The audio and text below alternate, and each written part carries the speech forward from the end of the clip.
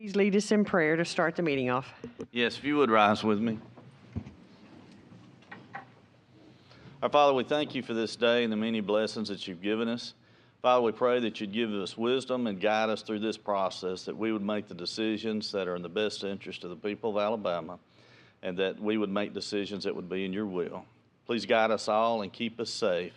And we thank you for being here in Alabama. We thank you for the blessings you've given this state. In Jesus' name we pray. Amen. Remain standing. Representative Rafferty is going to lead us in the pledge. Attention, salute. I pledge allegiance to the flag of the United States of America and to the republic for which it stands, one nation, under God, with liberty and justice for all. That's patriotic. Got choked up, but it's all right. Okay, Senator Stewart, we're going to start with you so you can introduce yourself and where you're from, please, and then let's all the way down to our attorneys as well. Good morning. I'm Robert Stewart, State Senator, District 23, Selma, Alabama. Mm-hmm. Keith Kelly, Senate District 12, and Calhoun and Talladega counties. Randall Shedd, House District 11, Blount-Coleman counties. Kerry Underwood, House District 3, that'll be the Shoals area, northwest corner. Dixie Thomas with the Examiners of Public Accounts. Zachary Gervin, LSA. Neil Rafferty, House District 54. I'm Mary Ruth Davis, Committee Clerk for the Sunset Committee. Good morning. I have the pleasure of chairing this meeting. I'm Margie Wilcox. I represent Mobile, Theodore, and Tillman's Corner, House District 104. All right, now just to get some other housekeeping business out of the way, most of the Sunset members know, and for those that don't, the bills for the Sunset this year will originate in the House of Representatives. So we want to call for a cohesive partnership with the Senate to come to an agreement in the committee. So senators, if you've got a particular board that you're very passionate about and wanting something in those bills, please make sure to bring that up so that you can partner with the person that's going to be carrying that in the House. Because we do hope to send bills that will be pleasing both to the House and the Senate up to the Senate. And we're going to probably do that very early in the session. And all right, so we do have a quorum because we have Pro Tem Pringle is outside the door. I can see him, but y'all can't. So we're gonna call an official start to this meeting. Yes, Madam Clerk, would you please call the roll? Representative Wilcox. Here. Senator Barfoot. He's on his way. He's just 5 minutes late. Representative Pringle, waving in the hall. Senator Coleman Madison. Senator Gavan. Senator Gudger. Senator Kelly. Here. Representative Rafferty. Here. Representative Shedd. Here. Representative Simpson. Senator Stewart. Here. And Representative Underwood. I'm here. You have a quorum. Thank you so much. All right. Interpreters and transliterators, would you please come to the podium?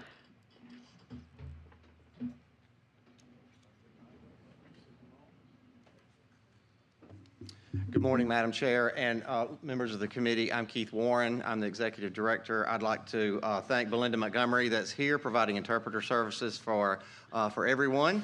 And at this time, I'm going to turn it over to, well, first let me introduce our board. Wendy Darling is the chair. We have LaShawn Washington. We have Brian Moss. Not everyone's here. Some are still on their way. We have Melvin Walker, Josh Brewer, Judith Gilliam, Angie Carmody Cox, and Kathleen Ryan McDonald. We currently have one resignation, and I'll cover that in my notes. But at this time, I'm going to turn it over to Ms. Darling for her to give an overview of the board. Good morning. The Alabama Licensure Board for Interpreters and Transliterators regulates the profession of interpreting. Please move up closer to the microphone. Yes, thank you. Okay, is that better? Okay. I didn't think to move it. Okay. Anyway, the Licensure Board for Interpreters and Transliterators regulates and keeps account of interpreters for the deaf, which protects our public, especially the deaf consumers and the people that they engage with. We license and permit interpreters to practice in the state of Alabama if they're going to practice for remuneration.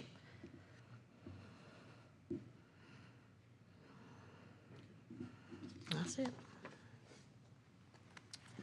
Thank you, Ms. Darling. As we get started, the board was created in '98, and we have a total of 306 licensees and permit holders. The board does reflect diversity and geographical requirements with only one position due to resignation, and the nominations for that position will be handled and submitted to the governor's office by the Alabama Registry of Interpreters for the Deaf at their November meeting. So we're on top of that and trying to get that position filled due to a resignation. As of tomorrow, the board's new website will launch, which will have a fresh look and provide easier information for licensees and the public. In addition to that, we have added online applications. Renewals were already online, but one of the findings pertaining to untimely deposits, now we have all of our applications online, so the payments are online, which will eliminate that issue. We also have additional projects to host videos on the website as well to provide an overview of the board and licensing requirements, the complaint process, how to file a complaint, and an overview of other forms to include an interpreter and closed caption for easier accessibility to our deaf community. The issue with the administrative services contracts in the past, we have had many issues with those. The current contract has been procured through the procurement office based on the new requirements set forth in the new bid law in October 23. So those issues are eliminated and should not be brought forward in the future. We will continue to provide updates on our website, and when we post those updates on the website, we will also circulate that in an email to the licensees so they'll know when we post information, and that'll be more readily available to them. Are there any other questions or comments for this board that we may address? Senator Kelly, you're recognized. Yeah, Underwood, you're next. I do want to commend you on the website, including the payment option in there. The timely deposits and things of that nature is a pet peeve of mine. Yes, sir. And so appreciate the proactiveness in taking that step forward. Yes, sir. Thank you. Get on you when I'm not happy with you, but I'm going to give you kudos when you do well. Thank you. Thank you, Senator. I appreciate that. So I think I missed at the beginning. Are there board members here? We have 3 board members here. Yeah. Since we were second in slot, so we got. I third up. understand. So Yeah. I think we still got some in process. So I've got 3. Yes, sir. Right. Could you have them stand up when you introduce them? Yes. Wendy Darling is here. Hi, Wendy. LaShawn, if you'll stand up, LaShawn Washington, and Brian Moss, Yeah. and Josh Brewer, who just entered the room. Attaboy, Josh. So one quick comment. On page 7, congrats. Prior findings, significant issues, all resolved. That's a great thing to see. And I just wanted to say, from a personal perspective, I was the mayor of Tuscumbia for 6 years. And, of course, we know Tuscumbia is Helen Keller's birthplace. And so what you do has been important to me for my lifetime, and certainly as I served as mayor. And so I just wanted to make that comment and say thank you for what you do. And if I can be of any service to your board going forward with something that you need, please find me. Okay. Thanks, sir. Any other questions from the members? Representative Simpson, you're recognized. The best I can tell on your board, the furthest south someone has to live is Pike Road. There's a whole other area of the south of the state that really should be addressed in your board. And what we don't want to have to force people to do it, but when boards continuously ignore a certain section of the state, you leave us with no choice but to put into statute that we're going to have to file a bill because y'all aren't doing it on your own. Yes, sir, absolutely. And so with the new nomination from ALRED, the Registry of Interpreters for the Deaf, we are making sure that they look at nominees that are from the South to help with that issue. Yes, sir. So we are being proactive in that because we know that geographical representation is very important, not only to you, but also to the public. Which person was your resignation? I'm sorry, I didn't know. Chris McGahey. Okay, I have him on this list. All right, Senator, you're recognized. Thank you. Delving off an area that I'm not sure I'm extremely familiar with, but is this the spoken language also, in other words, like for Spanish interpreters? This is strictly for the deaf community. Okay. And there seems to be a real need, no, not seems, there is a real need in terms of the spoken word, translating, whether it be in court proceedings, other things when you're interpreting from or translating from, somebody with a foreign language to make sure that that is, that we understand and that they understand. Is there, what's your thoughts about adding a provision where this board would also cover those, foreign language speaking, the spoken word interpreters?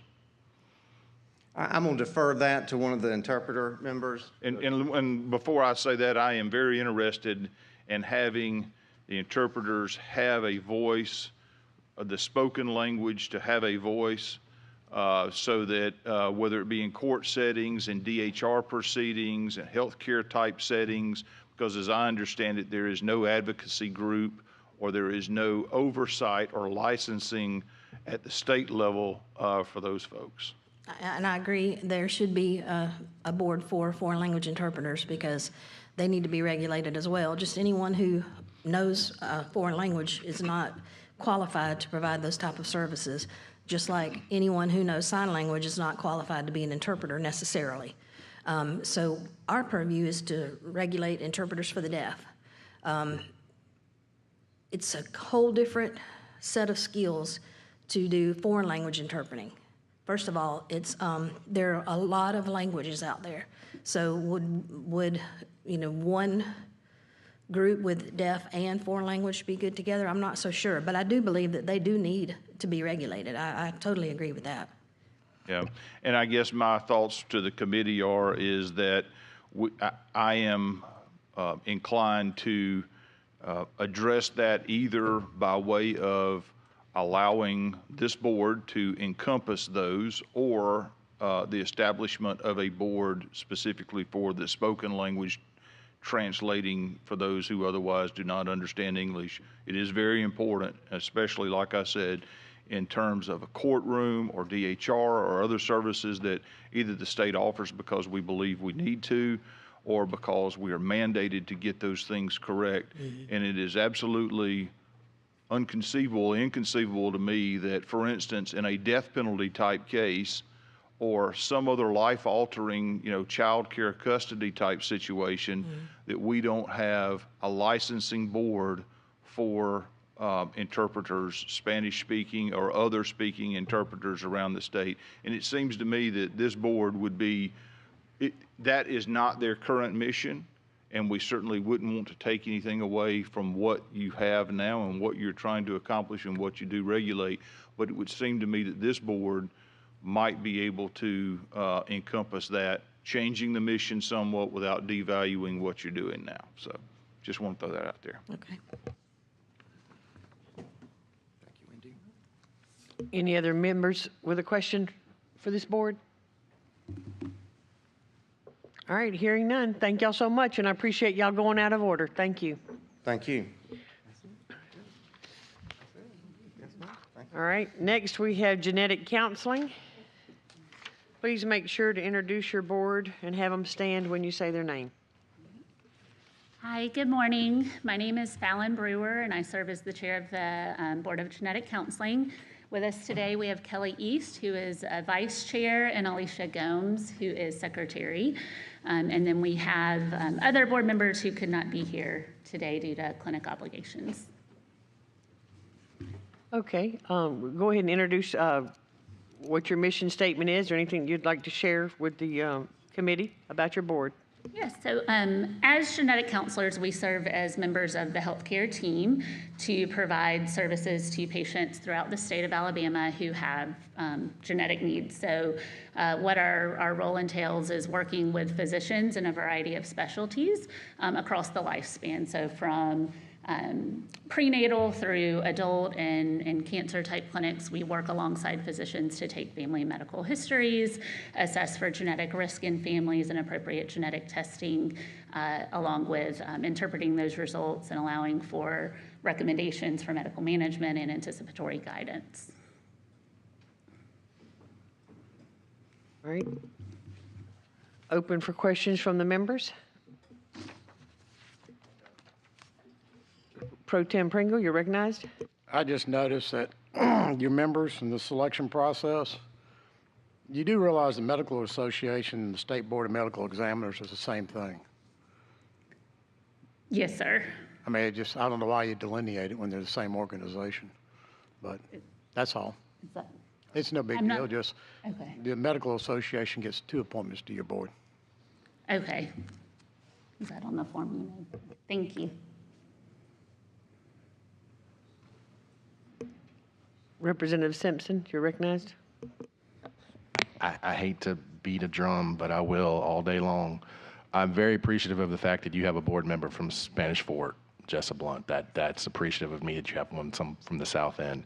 However, Hoover, Trussville, Birmingham, you're extremely dominant in one specific area of the state. That's not a fair representation of the Alabama Board of Genetic Counseling. And I made this comment yesterday, and I'll make it to you today. If you want to be the Jefferson County Board of Genetic Counseling, that's great, and we can have that process and we can start that issue. But if you want to be the Alabama Board of Genetic Counseling, please get other people from other areas of the state of Alabama to represent you on your board. This geographic domination of solely certain areas is not a fair representation of the state. Yes, sir, and we recognize that as a limitation too. And the last time we came before this committee, since then we've had a member that had resigned, and Jessa was who replaced her, so we were cognizant of that and trying to select a replacement for her. Looking at the different congressional districts across the state, if I did it correctly, I believe we have representation from each district except 2 and 4. And due to the nature of genetic counseling, we are saturated at UAB. UAB provides the bulk of genetic counseling services for the state of Alabama, with the exception, Kelly East is in North Alabama. She's in represents District 5 at Hudson Alpha, and then Jessa being in Spanish Fort. So we are certainly aware of that. And with the open positions on our board, we'll try our best to get 2 and 4 represented, but due to the nature of where the services are provided and the people in our state that we have to choose from, there are no candidates.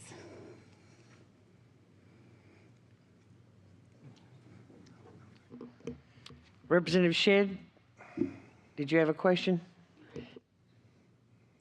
I didn't, but I will. Address emergency contracts. So when this board was created in 19, of course, it was very small, and they did not have any funds appropriated to them.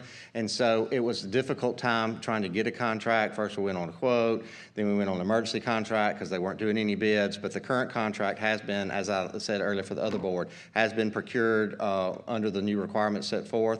And so those issues will not come up again. So going through with the process through procurement. It was just during that difficult time when there were no RFPs being released from purchasing, and then of course the new purchasing law, procurement law was being passed, and then it went into effect on October the 1st. So those issues will not be repeated in the future, that's for sure. So how long have you been in the director of this board? Since the inception. And that was when 2019. I could look it up, but okay. Yes, sir, 2019. Okay, all right. Thank you. Representative Wilcox. You're recognized. What? Thank you. I just want to add some other information about what we have on the agenda for our next board meeting pertaining to that open position that we have due to the resignation.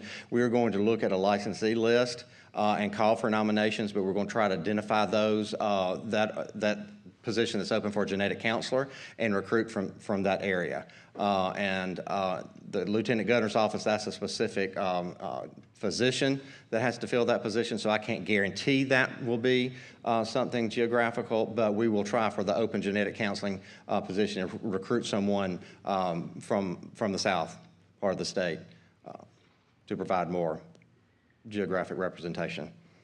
Thank you. Senator Gudger, you're recognized.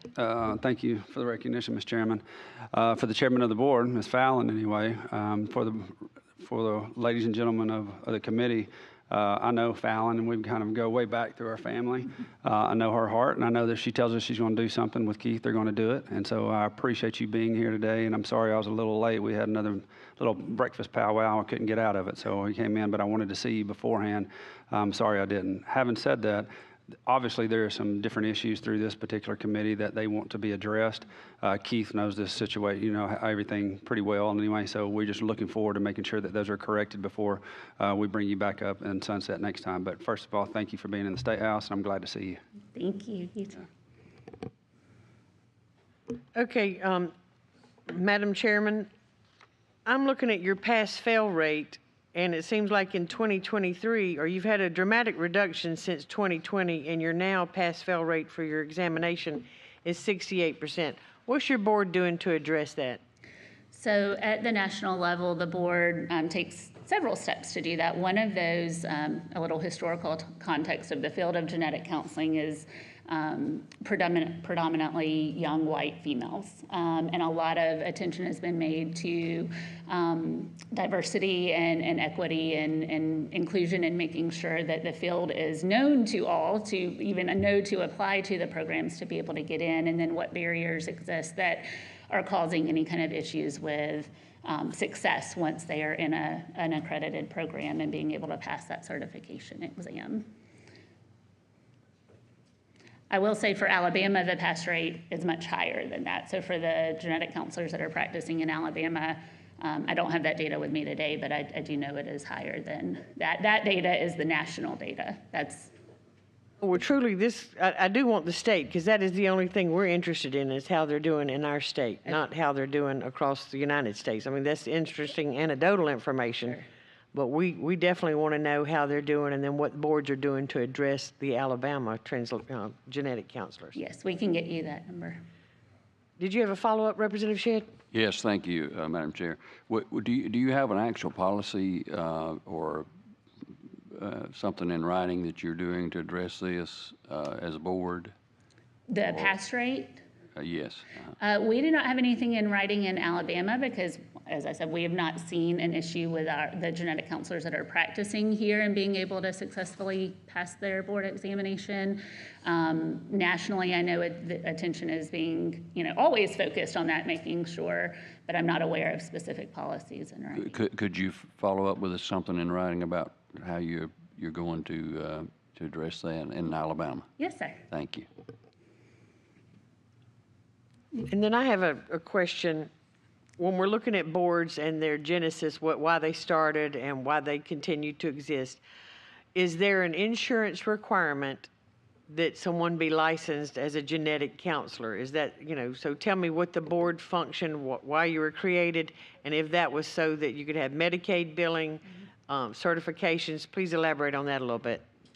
Sure. So I think the first part of the answer is that the board was created to ensure the protection of the public in receiving genetic counseling services, because prior to the board, anyone could represent themselves as a genetic counselor, provide information, testing, recommendations on those results, and we've got numerous stories of people who were given misinformation that made life-altering medical management decisions that they didn't have to make. Or that could have been done differently. And so the board was created to ensure that people receiving genetic counseling services were getting it by trained providers who had special training in knowing what they were doing. As far as the second part of the question, I'm sorry, I forgot. Some boards were created so that the state could show a license certification to be able to do billing. So I was just seeing if that was the case with your board. So for billing, currently genetic counselors are not recognized nationally as providers. There's efforts with our national board for CMS to recognize us as providers. But there is a CPT code for genetic counseling services that can be billed. As far as what payers pay for that or not is up to them, but there are efforts being made. But currently, because we work under physicians, we are not billing independently in Alabama. Thank you. Mm-hmm. Did you want to be recognized, Senator? Would y'all? Any other members from the committee? Or any other questions? Yes, Senator Stewart. Good morning. And I just want to appreciate you all for all the work that you all are doing. Genetic testing is so crucial for individuals when you talk about how do we determine outcomes with our health. And I'm excited to see the diversity within the board. But I have a question regarding bioethics. Like, do you all have any initiatives to ensure when we're doing genetic testing that it's with consent to make sure? I don't know if you remember that the Henrietta Lacks story when her cells were used without consent, and addressing the biases within our healthcare system. So if you could discuss that, what initiatives you have. Yes, thank you for that question. It's a very important point. It's a point we take seriously in Alabama and nationally with our other colleagues. So I know locally what we do is obviously consult with ethics boards throughout our hospital system anytime there are issues, but we are providing pre-test counseling, post-test counseling, making sure that patients are consented to the testing that they are doing, knowing what information it can and cannot tell them, and that their samples are being used for the purposes that they are intended to be used for. Nationally, we have an ethics board as well that we can consult when and if questions do arise that might be in that gray zone that need further dialogue. Just want to give a little shout out to my alma mater, Tuskegee University, which has a National Center of Bioethics. So it would be great if there could be partnership. Absolutely. Thank you for that. Okay, final call for questions. I know there was a question about virtual meetings. We did have a virtual meeting last time. One of the problems that we have, if we hosted the meeting here from Montgomery and provide the public access location, we were unable to have the 3 members present. So that's why we traveled to Birmingham to have it there, because the meeting has to be, and notice has to be tied to the physical location for public access. And so if we hosted it here in Montgomery, we wouldn't have 3 members that would be able to meet that requirement in the Open Meetings Act to be in Montgomery. So we traveled to Birmingham. But our last meeting we had 3 members and then 1 or 2 virtual that attended. So that's the issue on the meeting location about virtual meetings. You're recognized. Thank you for the recognition. Keith, is that something you'd want to change, though, so you could have Zoom calls? Would that make it easier for you guys? Yes, and that's what we tried to do, but we didn't word it correctly. Yeah. And so we would love to be able to do that and still have the public access at the board office, but have all members attend virtually. And that way they would be able to meet. And their schedules are so fast. I mean, sometimes our meetings are 30 minutes. They're like, hold on, don't leave yet. We need you for a quorum. And I'm scheduled for surgery. And, we finish up and they're out the door. If we could have that, yes, sir, that would be awesome. Mr. Chairman, I wouldn't mind helping them with that if we get to that point. Okay, and the bills originated in the House this year, so we'll get somebody to volunteer in the House to be your point of contact with that. Sounds great. Senator. Thank you. Representative Rafferty, you've volunteered to do that? All righty. Okay, so we've got a House sponsor and we've got a Senate partner. That's wonderful. The only other thing is they were only estimating about 60 to 75 licensees initially. As you can see, we have over 300. And so with the rapid building of the board fund, the board voted to change the renewal cycle from 1 year to 2 year, essentially cutting the renewal fee in half. And so, so that gave the licensees a break in fees. And so they're looking at other opportunities for educational grants, for continuing education and things to help the licensees and the profession. So that's the only other remark I wanted to add, and kudos to the board for doing that. Well, we do like to hear about red tape reduction. Thank you for throwing that in. That was the final comment, and the fact that you cut the fees. So yes, ma'am. That's admirable of your board.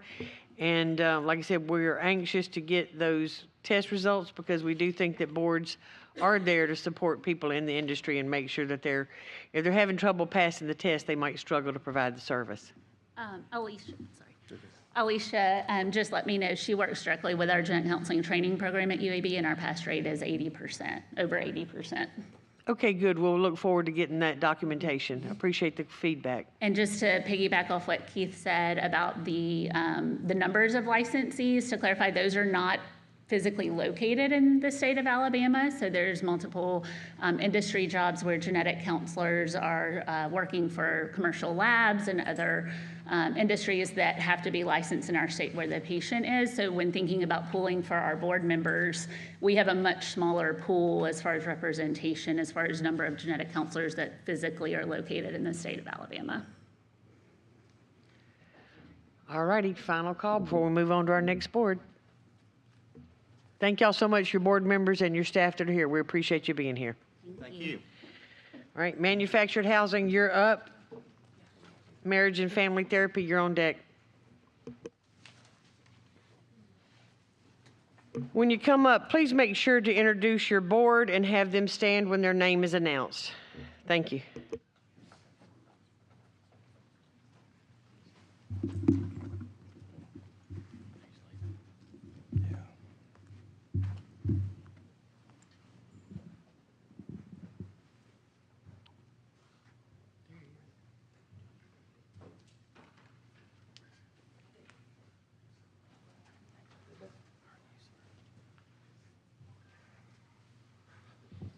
Good morning. My name is Steve Pinkert. I'm the administrator for the Alabama Manufactured Housing Commission.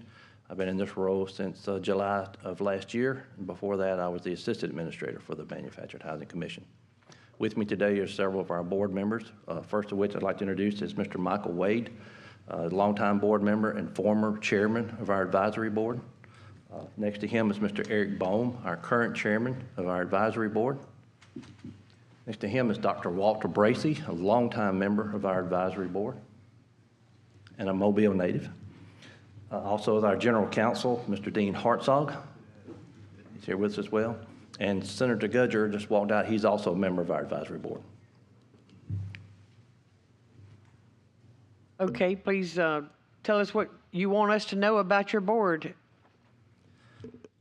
The Alabama Manufactured Housing Commission exists to regulate the manufactured housing industry doing business in Alabama with emphasis on compliance with the state and federal law, rules, and regulations and consumer protection. We are the SAA, the State Administrative Agency for HUD, which means we are under contract with HUD to act on their behalf in the state of Alabama. HUD, the federal government, regulates the manufactured housing industry for the entire country. The federal regulations supersedes the state regulations, so we are required to follow what the federal regulations allow us to do. That's where what limited authority we have comes from, is from the federal regulations. We license manufacturers, we license retailers, we license installers, we license salespersons that actually sell manufactured homes. We have a modular component to our office, which is a state program. The HUD program is clearly a federal program. We regulate under their authority, and that's basically what we do. All right, we're open for questions. Senator Kelly, you're recognized. Thank you, Madam Chair. In the report, the significant findings, I mean, most of these significant findings, quite honestly, are administrative in nature, paying attention to detail and those types of things. Yes, sir. So what has been done to correct these? I mean, there's a number of them, so I mean, I have no doubt the work is being done, but the oversight and the follow-through process seems to be extremely lacking here. Okay. Concerning the failure to certify the deposits in a timely fashion, and the other significant issue there with the accountant. We have counseled that employee. I've had discussions with him. We went over our policy 6, which outlines how those deposits are to be made in the time they're made to be. That employee was advised that future violations of the requirements would result in disciplinary action. Okay. And then the compensatory time, Sure. The HR issue, that's been addressed in a similar fashion. Yes, sir. The auditors found that there were 4 employees of the 23 employees that we have. There were 4 employees that their annual sick leave and compensatory time were not accurate as compared to what's in the GHRS system. Okay. We input the leave and time into the eStart system, and then it has to match up with the GHRS system. What we failed to do was make sure that we pull a report after each entry to the eStart system, that the GHR system matched that system. There was one employee that we owed 2 hours and 15 minutes of annual leave, and this is a 2.5-year look back, okay? So there was one employee we owed 2 hours and 15 minutes of annual leave, which we have corrected that. There was one employee that we owed 4 hours and 30 minutes of annual leave, and we have corrected that. There was one employee that was overcompensated 15 hours of compensatory time, and we have corrected that as well. And there was one employee who obtained 13 hours and 30 minutes of annual leave that she should not have. What we had to do with that employee, since she had only 5 minutes of sick leave and 0 annual leave, we had to do a restrictive leave plan. I spoke with the state personnel director and deputy director. They advised that we do the restrictive leave plan. So with the pay period coming up as of October 1, that requirement will be satisfied. Okay. And you put policies and procedures in place for that double check system on the computer entry again? Yes, sir. The personnel manager works for me directly, and so I will be following up, making sure that on a routine basis that she checks that report to make sure we're accurate, because that's very important. Okay. Thank you, sir. Yes, sir. Representative Shedd, you're recognized. Thank you. Congratulations on your pass-fail rate, 100% on all categories. Thank you, sir. Good job. Thank you, sir. Senator Stewart, you're up. Gudger, you're on deck. I am new to the committee, so there's going to have to be a lot of education. Yes, sir. I represent a very rural community, the Black Belt. There's no representation from the Black Belt on the board. I represent Dallas, Lowndes, Perry, Wilcox, Clark, Monroe, Butler, Conecuh. And in my free time, limited free time I have, I serve as a volunteer with the American Red Cross, where we go out, do site visits for disasters. Mm-hmm. And in many of the communities, in these rural communities, backwoods, there are lots of mobile homes, and they tend to be more prone to fires. And so, I mean, everyone that I went to was a mobile home, and it's just been lots of disaster, especially when you talk about the storms that we're having and the nature of the storms and how severe they are. And so on the consumer protection front, what are we doing to the risk of being in a mobile home and what that could, the effects it could have on their, like a buyer beware, for lack of better words? Because when we talk about the useful life of a mobile home, I want to know, like, are people informed when they buy these homes? Mm-hmm. I see a lot of them. They're in despair. You might not be able to solve all these issues. And so I just wanted to just know, on the consumer front, what are we doing? Yes, sir. HUD regulates the construction of manufactured homes. The Manufactured Home Construction Safety Standards, 24 CFR Part 3280, is the HUD code which the homes are built to. There's a committee called the Manufactured Housing Consensus Committee, which is made up of 21 people from across the country.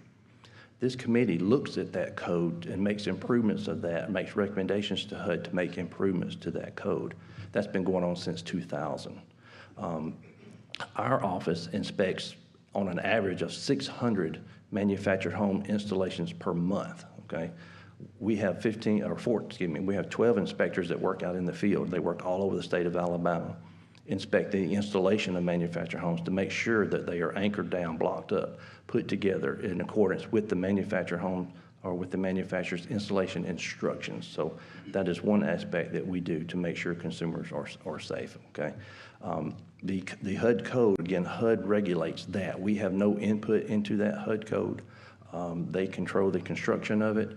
Our office inspects the installation of new manufactured homes to the manufacturer's installation instructions, which have been approved by a third party, independent third party. And HUD also reviews that installation manual to make sure that that is safe for the consumer, that there's a viable installation plan for that home. Recently, our office, well, I say back recently, 2022, our office got together and formed a installation task force where we looked at installation issues facing the state of Alabama. In Alabama, we have issue with wind events. Some people call them tornadoes. I call them wind events and tornadoes, okay? So we looked at some things after the Beauregard tornado in 2019, and we looked to see how we could improve, how we can get better, how we can do things better. What we found out that there was a statute in the federal regulations that prevented us as a state to require greater installation requirements than what the HUD regulations required. So what we did, we put together a HUD task, an installation task force made up of 30 people from the industry.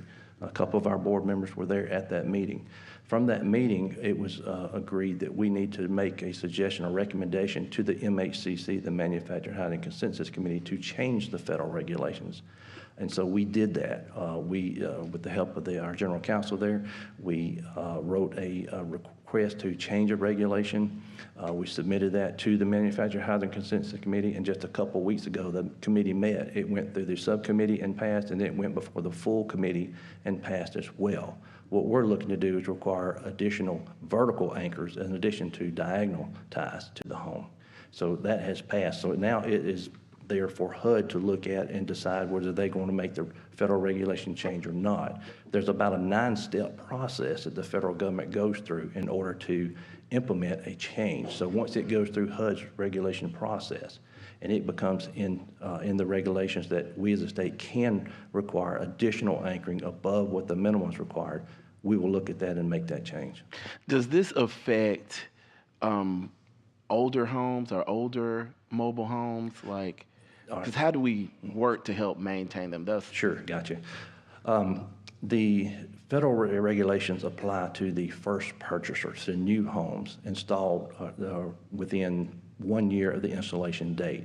The state has a set of state's minimal standards for used homes. For example, if you had a used home and you want to remove it from this piece of property to that piece of property, and the manufacturer's installation manual was not available, then the state has a set of minimal standards that we can fall back on to use to safely install that manufactured home. And that's in our rules and regulations.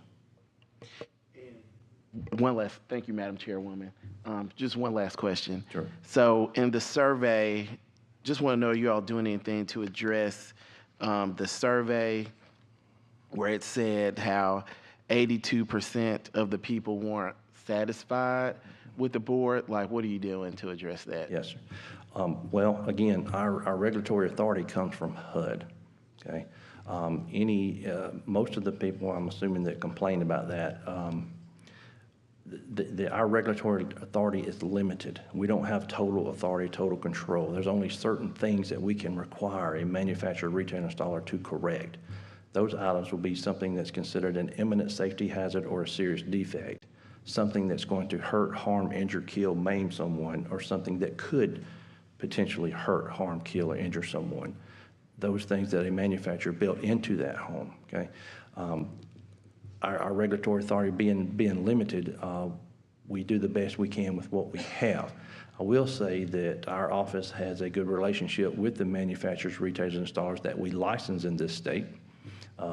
We have 15 HUD manufacturer producers in this state, and I feel comfortable with being able to call up any of those service managers of those plants, and they will go above and beyond to help that homeowner. So that statistic surprised me a little bit. Of course, those surveys did go out to only those consumers that filed a consumer complaint. And a lot of times those complaints are received several years after the purchase and installation of that home, where our regulatory authority is limited. Thank you. Yes, sir. Senator Gudger, you're up.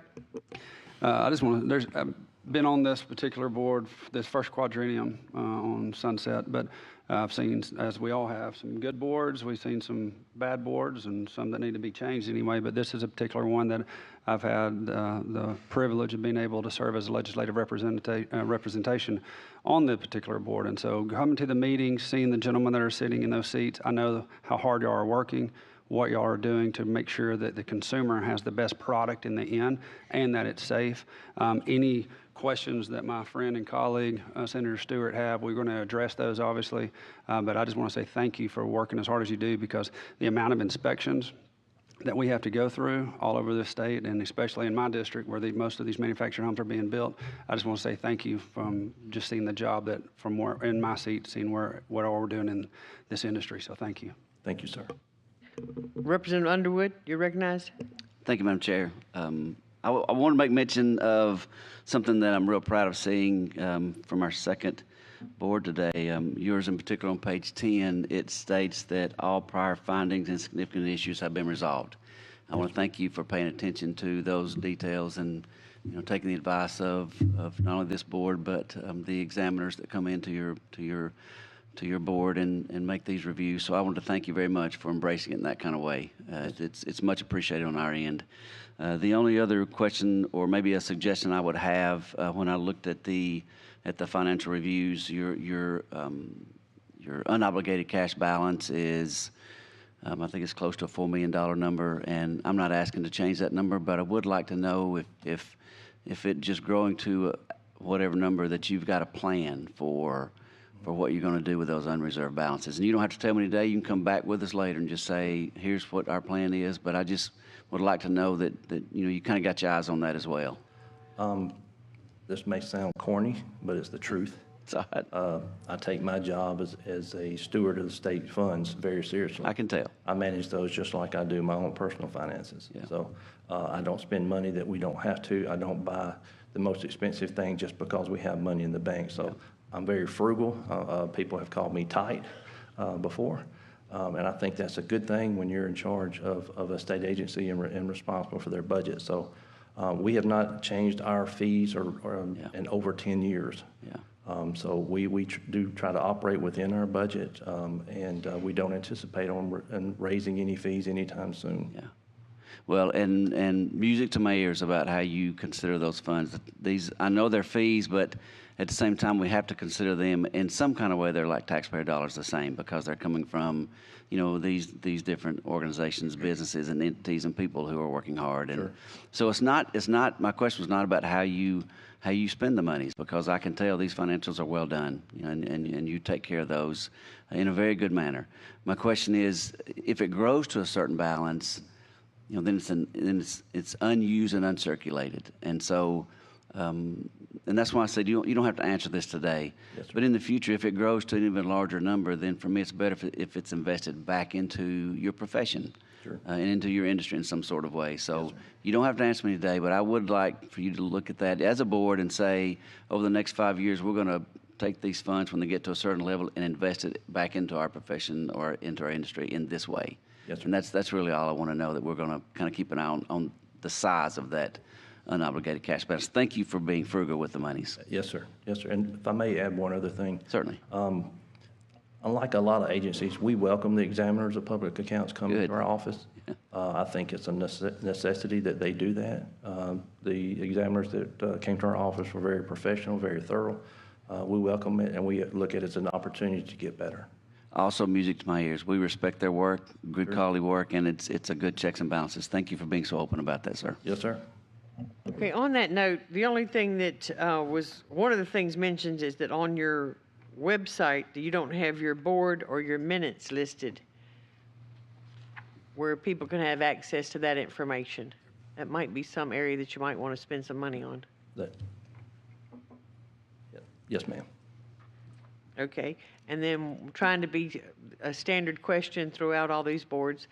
I loved hearing that y'all haven't raised your fees, you said, in 10 years. Over 10 years. What are y'all doing to reduce red tape for people in your industry? Or have y'all had any initiatives as a board that you've thought about that? We did. Not long ago, the governor had an executive order 735, which required a review of all of our rules and regulations that had shall, must, or required in them. Our general counsel, Mr. Hartzog, did most of all that work. And we went through every rule and regulation that we had. And there was not one rule or regulation that we could find that was discretionary. There was not one rule or regulation that was not required by a federal statute or a state law. Okay, thank you. I personally would, like to testify that years ago, I bought a brand-new modular building. That's when I first got introduced to modular buildings and the regulations required of that. I had mine, like I said, 30 years ago, regulated to windstorms of Florida because of where it was located. So that's when I became familiar with the organization. And then Jane Conn. down in Mobile, yes, Yes, was our former city council person of the founding member. And through her, I have really found out y'all just don't license and regulate, you inspect. Absolutely. And knowing all the details that y'all go through on making sure that a new manufactured modular is set up correctly and safely and done to the standards which the customer, that was an added benefit as a consumer. I don't mean to be sexist, but as a female, I had no knowledge of that, but it did give me great comfort to know that people that did have that knowledge came and inspected my property and made sure that my staff and customers were safe. Yes, ma'am. Thank you for saying So that. thank you. Any further questions before we move on to the next board? Oh, Senator Kelly. I did have a question, but you answered it in your comments to Representative Underwood. But I do want to make a comment. The manner in which you addressed this board and addressed these concerns, I think, is exemplary of the right way to do this. You give the background properly. You give the facts to the case. You give the details. That's what we like to hear. That's how we know somebody's mind in the house. The few little things I asked about earlier, you were pretty well pulling on. Those are more of a policies and procedures, internal office type situation. And that's getting into the detail, which it sounds like you're a detail person. And Yes, sir. I am too, so I appreciate those types of things. The other thing, it sounds like you've got an outstanding board. Yes, sir. And that makes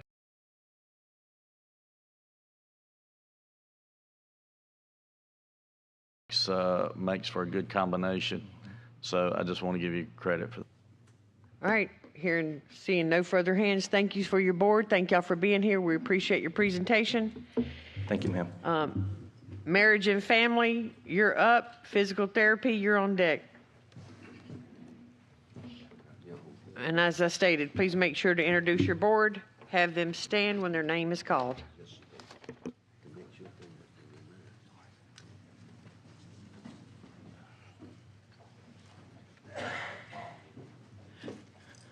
Good morning, Madam Chairman, members of the committee and staff.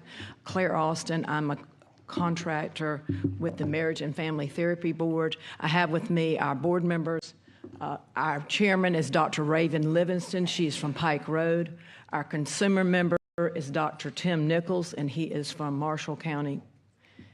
Dr. Samuel Jones is from Trussellville, and then Dr. Catherine Jones is from Birmingham at UAB.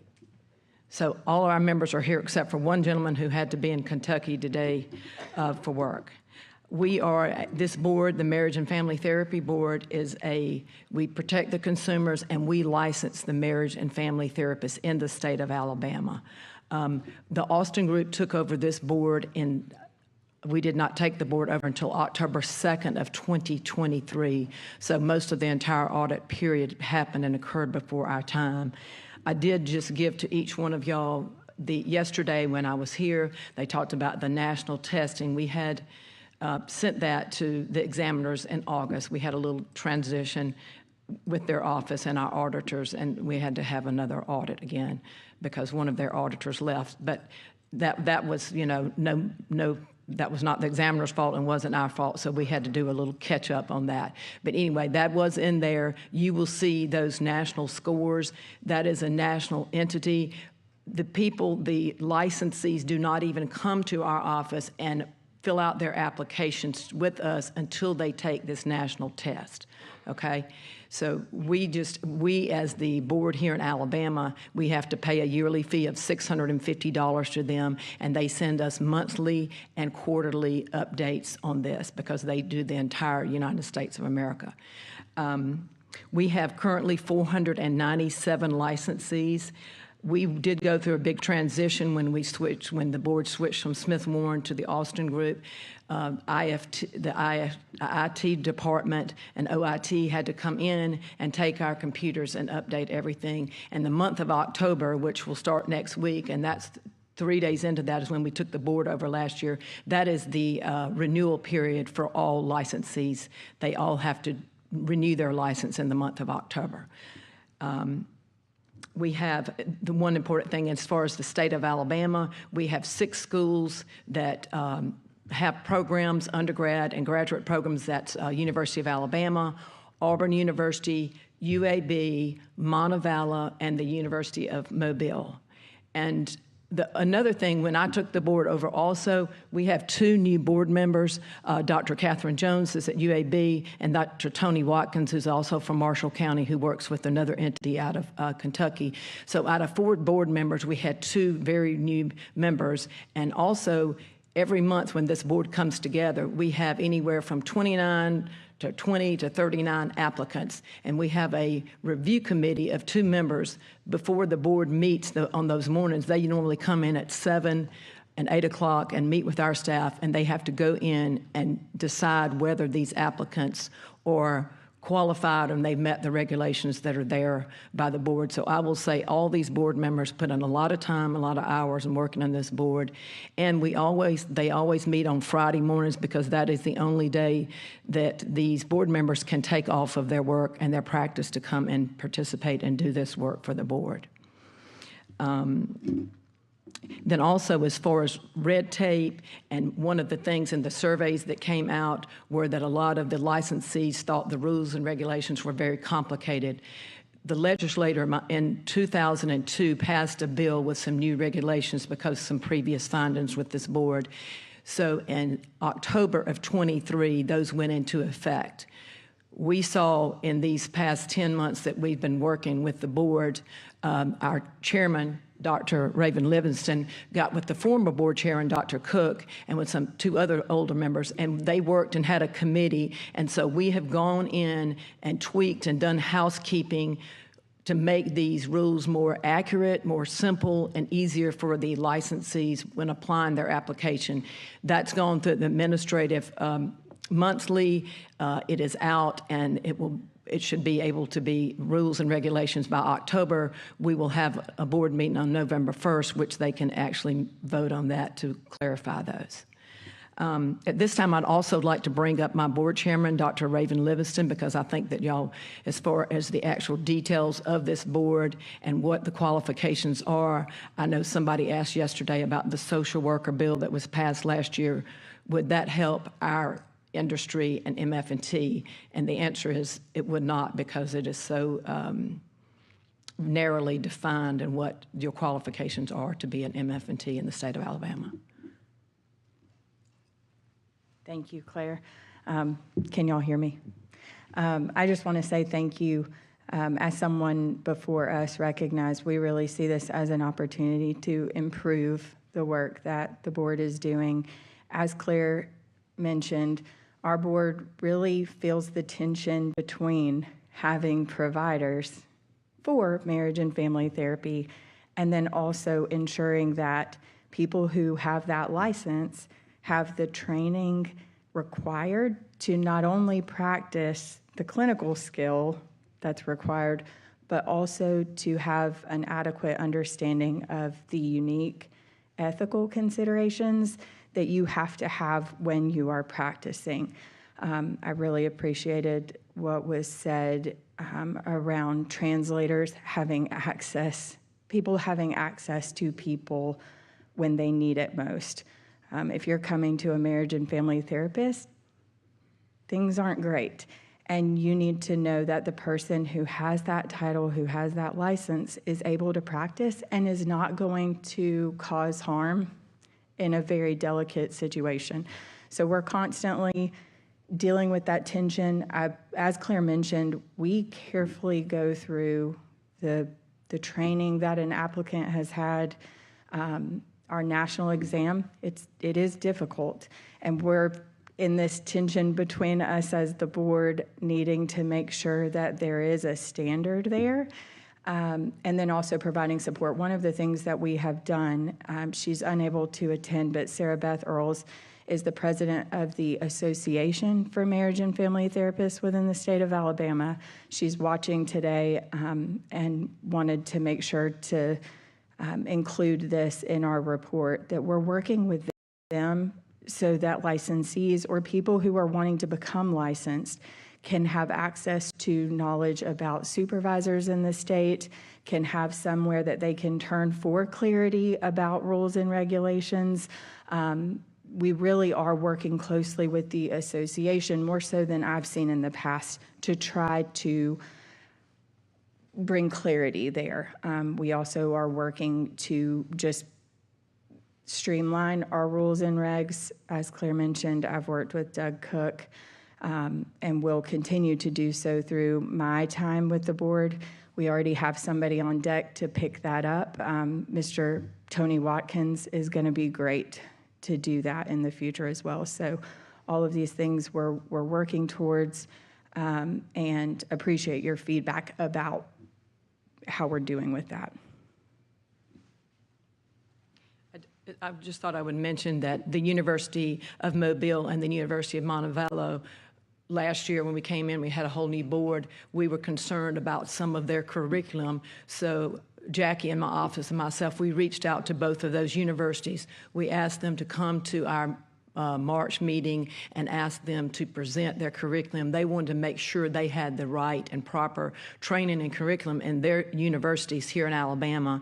And that was just something that we reached out and asked them to come and do, which I thought was very helpful as far as their students and potential licensees, and of course these regional universities to continue to, educate and promote people and get them out in the workforce. There is a tremendous amount of online universities that we deal with. Like I said, we have 5 in Alabama, but there's some all across the United States that are online. And so we have to pay very close attention, particularly to those applicants and the training and the hours that they get.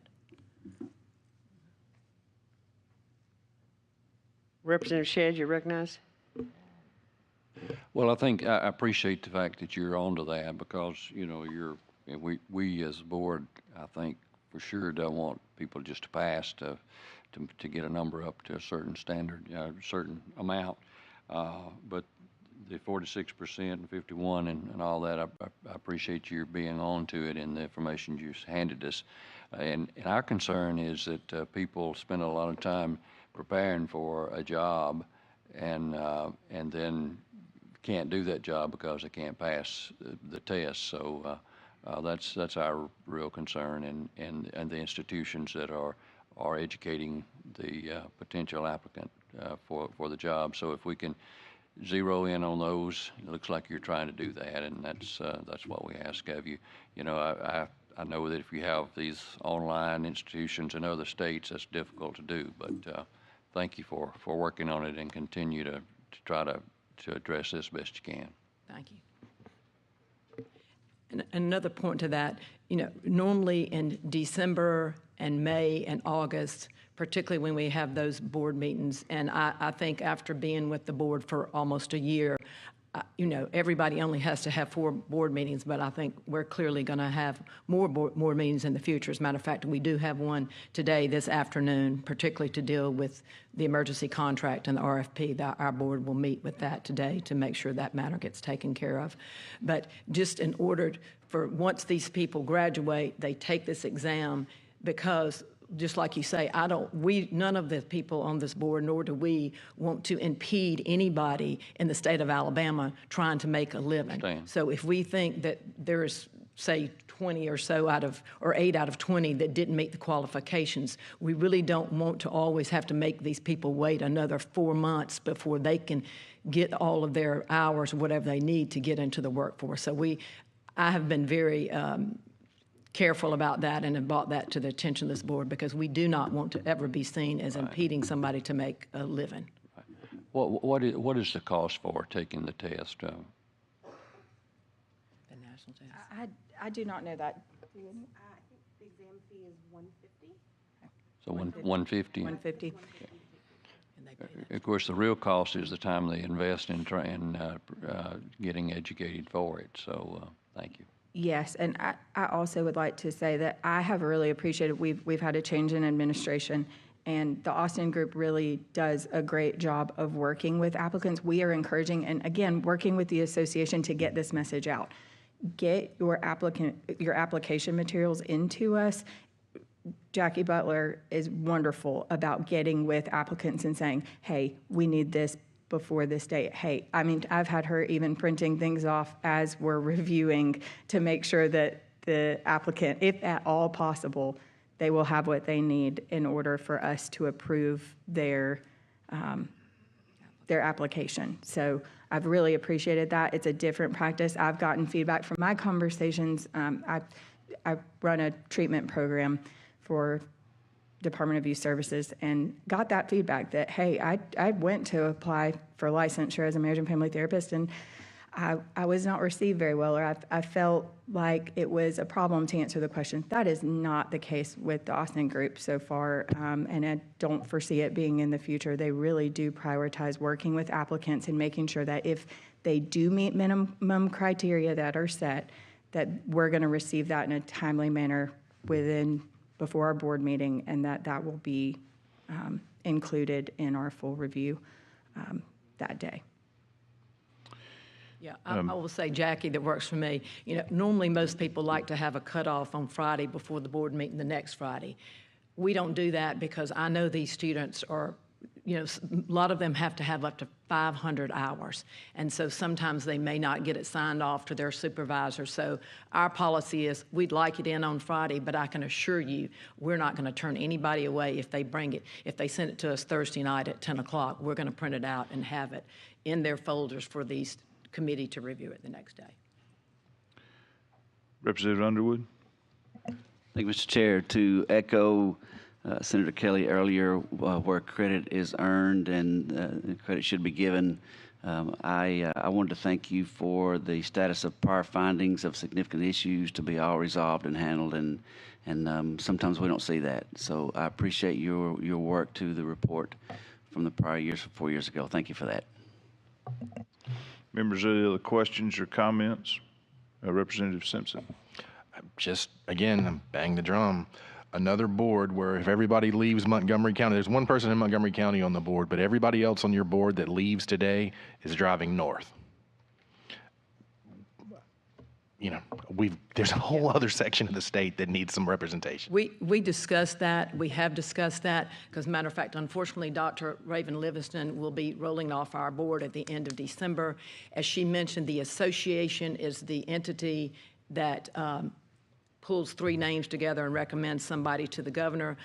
I understand Representative Simpson's interest on South Alabama, and I feel the same, and that's one reason I did reach out to the University of Mobile for they can continue their services as well. But we will, Sarah Beth and them are hearing this live right now, who is the president, and the new lady, Rachel Sullivan, who's coming in, because we will have an opening that will be sent to the governor's office to fulfill in December. But she's...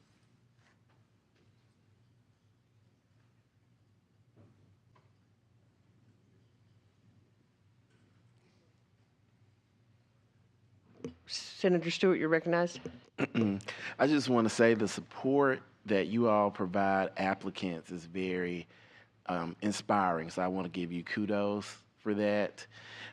Just want to, I've been looking and delving into the questionnaires, and what are we doing? Or are you all doing some advocacy work surrounding access to care? Regarding the lack of insurance coverage for the services, as well as do you think your support for applicants is helping address the shortages and not being able to fulfill the needs in communities? Short answer is yes, and I'm sure Sarah Beth is like, can you say it louder? Because the association has been working for years to try to improve access through that insurance coverage. We have worked with we've stayed close with the association. Honestly, that kind of, I feel like, was the start of us really connecting and trying to work together on all of these issues. But a lot of that feels like we're saying it, they're saying it, and my hope is that as we just continue to push, continue to talk about it, that there will be improvements there. Really, our connection with the association is the short answer for your question. That's what I'm mentioning, the Medicaid recognizing is very important. She probably knows. Anyway, your association, the Association for the Industry sent out, I believe, to every one of y'all on the Sunset Review Committee, as well as people on the Health Committee. There was legislation that y'all passed regarding this prior to my time, and the Medicaid agency is supposed to be funding some of this. When I came on board last October, I sent a letter to the Medicaid commissioner about this. We tried to have several meetings, and I know that the lobbyists for the association sent most all of y'all letters because I told her we were coming here. So that is, we're trying to get that access. We should have it, but it is just, the nut's not been, I guess, broken at the agency, and it should be to service these individuals. Senator Kelly, you recognized. Thank you, Madam Chair. Ms. Austin, I think you brought up something that I'm with Representative Simpson as far as representation throughout the state now, but you brought up something that I think we may have maybe not give the proper attention to. I know a lot of these boards, an association, a trade association will present names to the governor's office or the appointment entity, which you have no control over. And then that association, when they send those names and the governor appoints from that or can reject and have them send more, it's how I think most of them are set up, but I don't know that for a fact. So that could be an issue of why we have some of these regions that are not represented properly. So I would say that any board out there, any association out there, that is the process of how these board appointments are being made. You've heard the concern from the Sunset Committee over this representation. So I would implore you that if you're an association to remember and heed that advice, or else it can be fixed legislatively if need be. And every board may remind those associations that is a desire of this group. Thank you. I concur with you on that, and particularly this association. They attend every meeting. They drive in from Huntsville and attend every meeting in person unless they just cannot be here. The legislator years ago, and most every board gives the authority to the association to put together 3 names to present to the governor. Sometimes, it'll be the Attorney General's office. Sometimes it may be the medical board, depending on what board it is. But we try to work. It sure behooves you to have a great relationship with that association if you can, and we do, and we've expressed those issues. So I think we'll. Yes, ma'am. And I think as far as an association goes, that association membership-wise may be heavy-centric in one area or another, and that can cause you some grief on these governing boards over these licensing boards. So I think everyone needs to be mindful of that in the association world. Thank you. And I will say that this particular board, every one of these members of this board, they are all in this profession. And I will say, and probably my chairman thinks that I aggravate her too much wanting to get information, but it's really hard because they're seeing clients every morning from 8 in the morning till 5 o'clock in the afternoon. So I have to wait to nighttime, and that's why we do meet on a Friday, because that's the only days they can take off. This is Dr. Samuel Jones from Jefferson County. Good morning, everybody. How you doing? Thanks. So very thankful to be here. You mentioned access, and I'm a part of a network of therapists down in Trussville, serving Jefferson County. My wife is from Selma, Alabama. I went to Dallas school system and all of that. And she is currently at Liberty working towards a degree. And we've talked often about her community, which is Selma, and starting and getting folks out there, because there's very few marriage and family therapists in the state of Alabama. And we recognize that there are a few in areas that are needed. Most of us can identify with marriage, children, and relationships. And that's an area that we are focused on. Her brother's a police officer there. A tragic thing happened to him 3-4 years ago, and it's an area that we want to serve. Barfoot's going to be recognized for you, and then you're on deck. Either Dr. Livingston or Dr. Jones, tell me if you could just generally the differences between your profession and say the Board of Counseling and therapy versus counseling and the differences there. Yes, that is an awesome question. I'm so thankful you asked that. Marriage and family therapy is a discipline. It is different because we are trained systemically. So if you go to a traditional counseling program, even psychologists are trained in how to work with an individual. One person, I realize I don't mean to, but one person in your office and you as a therapist. It is a completely different dynamic whenever you introduce another person who is in a relationship with the other person in front of you. And so marriage and family therapists are trained in how to be aware of those dynamics between that couple, between themselves and the people who are in the room, and then also between those people themselves, as well as the people that they're connected to outside of the room. As we've been talking today, I kept thinking, I think a lot of the reason that we operate as a board the way that we do, connected to the association, connected to the universities that are providing the training, is because that's just who we are. And that is a very different thing than someone who is trained in how to work with an individual. A lot of times, our theories of change are related to what is going on outside of our therapy room, that we're working with them in that therapy room, but also training them to be able to do things differently in their relationships outside as well. Not only is there different clinical skill involved, but then there's different ethics that have to be considered. Someone brought up divorce proceedings. You do have to be very aware of your role, your responsibility, how to make sure that you are interacting with your client, whether that be the couple, the family, the child that you're working with. And marriage and family therapy training programs provide just that, training in how to manage that. I supervise a team of therapists out at the Mount Meigs campus of DYS, and I have people on my team that come from all different disciplines of therapy or counseling. Those who are not trained in marriage and family therapy do not have this specialized training in how to do that family work, how to do that couples work. So it is very important to us that we're making sure that people do have that background as far as education, but as well as supervision. Have they practiced this with somebody overseeing their work, giving them feedback, and making sure that they can do that ethically, because there is such a weight to what we do as a discipline. Dr. Jones, do you want to add anything? Just the system includes looking at the development. As marriage and family therapists, we're interested in the development that children receive or were part of during their developing stages in the households they live in. About 40% are blended families, and there's issues that go with that. Some kids are in foster homes. I've done a lot of DHR work, and also in California Protective Services, same as DHR here.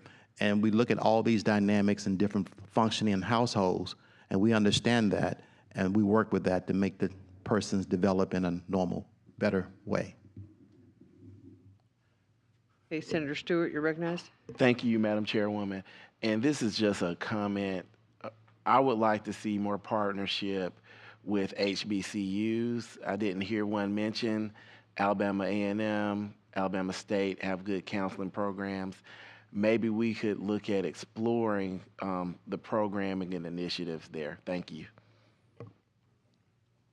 Not necessarily in my role as chairman, but I have recently in my position been working to try to get some students from those programs out to Mount Meigs to work underneath me, and I'm excited about that opportunity. And just to add to that, I think I'm right with this. There's only 2 black males, myself and the guy from Dothan, that are MFTs out of about 500. There may be a third one, but I know 2 that are fully licensed, myself and one other. And it's something that I'm really interested in. You know, I have a lot of folks that reach out to me wanting to see a black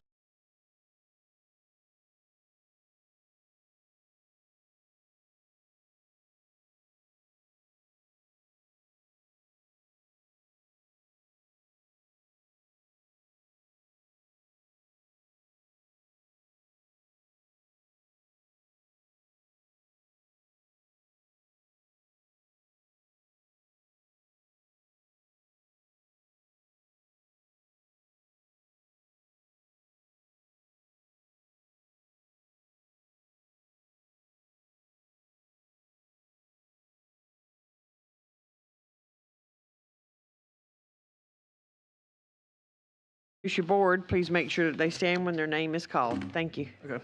Until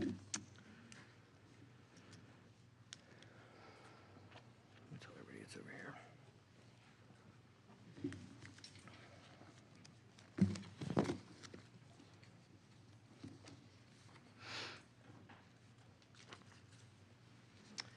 Good morning. My name is T. Michael Doherty. I'm the chair of the Alabama Board of Physical Therapy.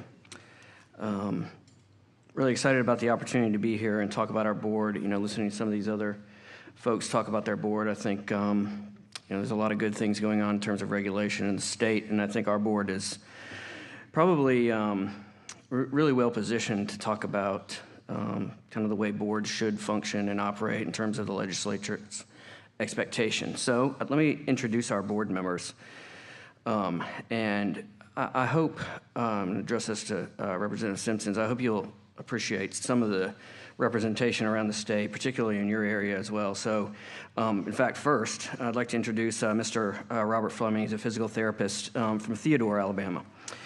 And he's, of course, in District 1. I think he's associated with the Mobile Infirmary, his relationship with them, employment. I like the Theodore part. I was born and raised in Theodore. Thank you. Okay.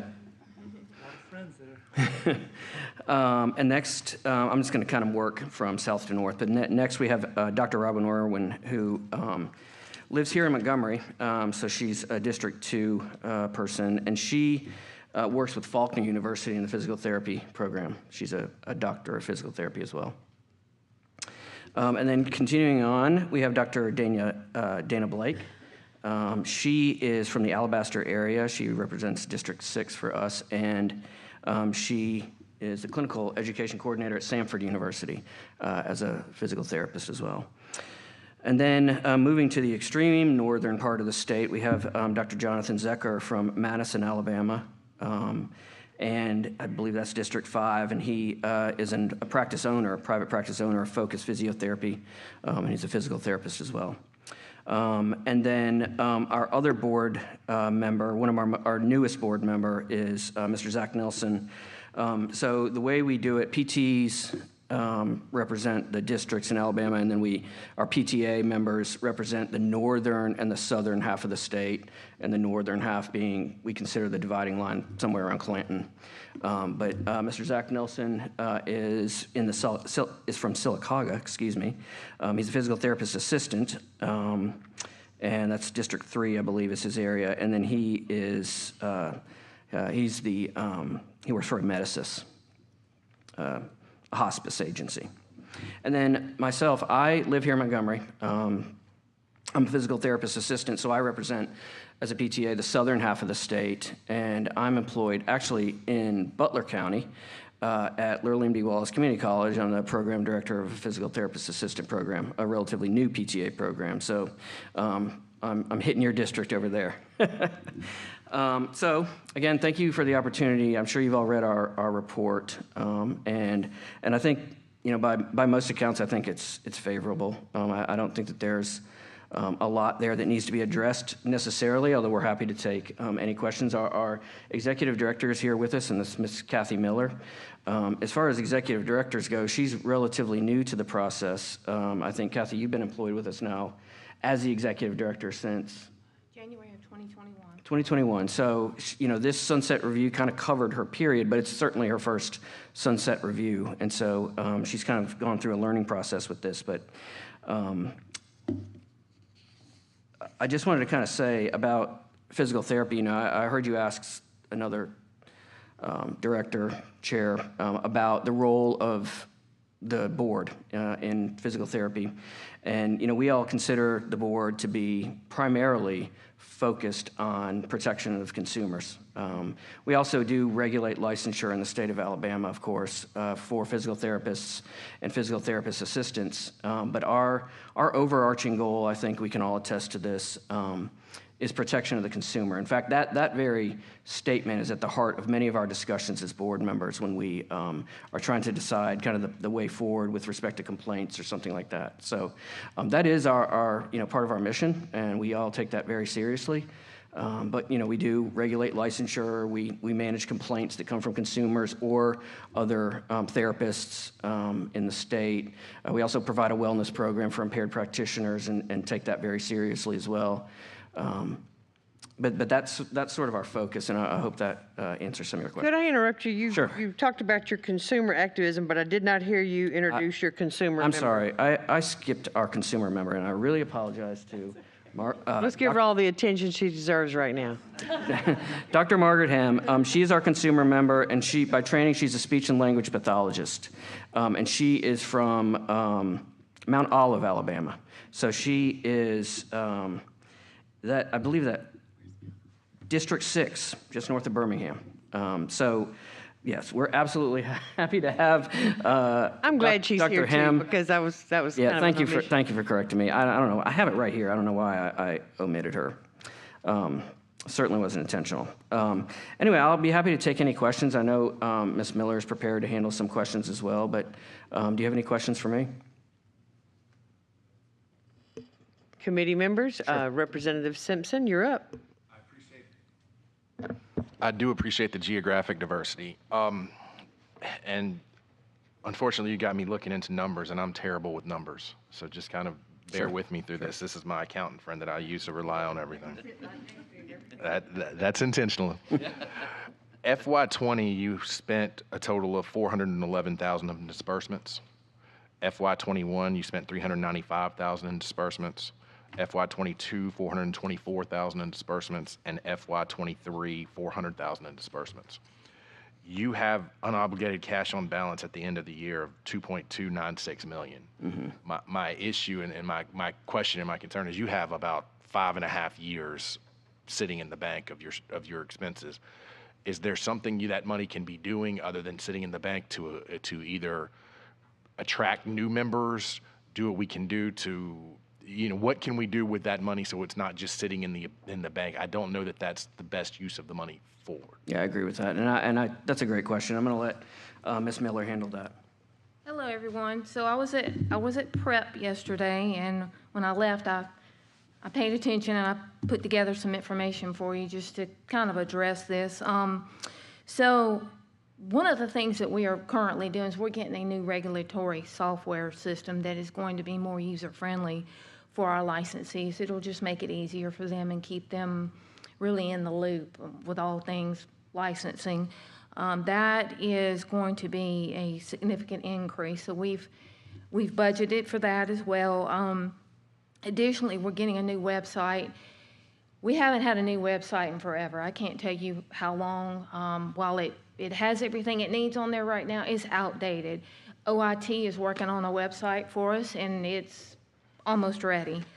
Another thing we're doing, so I don't know if you all are familiar with the PT Compact. We have, as of this week, hopefully we're about to wrap it up, we're having to get modifications made to our software system so that we can accommodate the compacts, which are different from a license, if that makes sense. They'll have a different designation. And we're getting set up for what's called API. That's where two computers talk to each other, automated programming interface, I believe, for you computer people. If I'm wrong, correct me.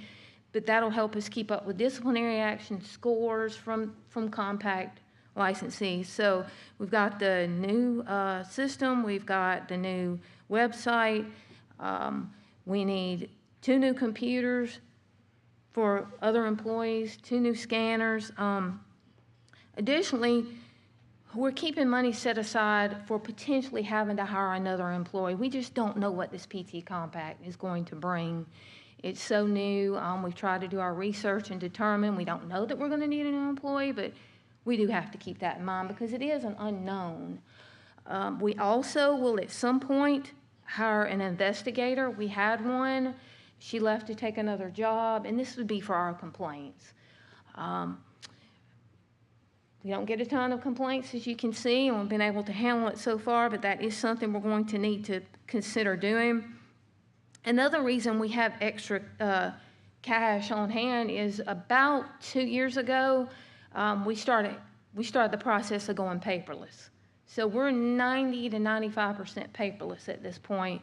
That means we're not paying for toner cartridges, copy paper. We got rid of our major copier, our giant copy machine that we had a lease on. Let's see, what else do we have? So we've got that. That helped. I also wanted to say, I wanted to highlight for you a couple different things. We do everything we can to make things easier on our licensees. And this was really brought to my attention. It was highlighted to me last week. So when somebody gets licensed in Alabama or wants to get licensed, if they've been licensed anywhere in this state, we have to get a letter of licensure verification from that state. Even if it's not an active license, it just says this person was licensed from here to here, and it tells their disciplinary status. Okay?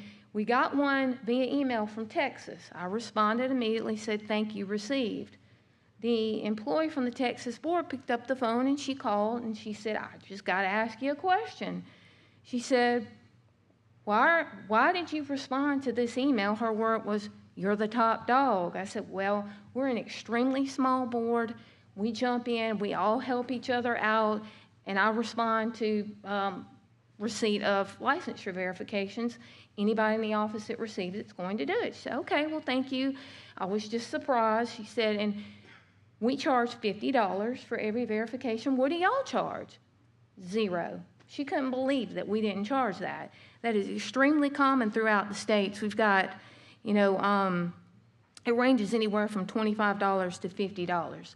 And I'm highlighting this. This is, of course, getting off topic from why we have excess cash balance, but I'm highlighting this to tell you that we do a lot of stuff for free as well. For example, free or little to no charge. If they need a new license with the state seal on it, we do that for them for $5. That includes a wall mount and a wallet mount or a wallet license. Most states charge for that. You're looking at anywhere from $50 to $80. Again, $5.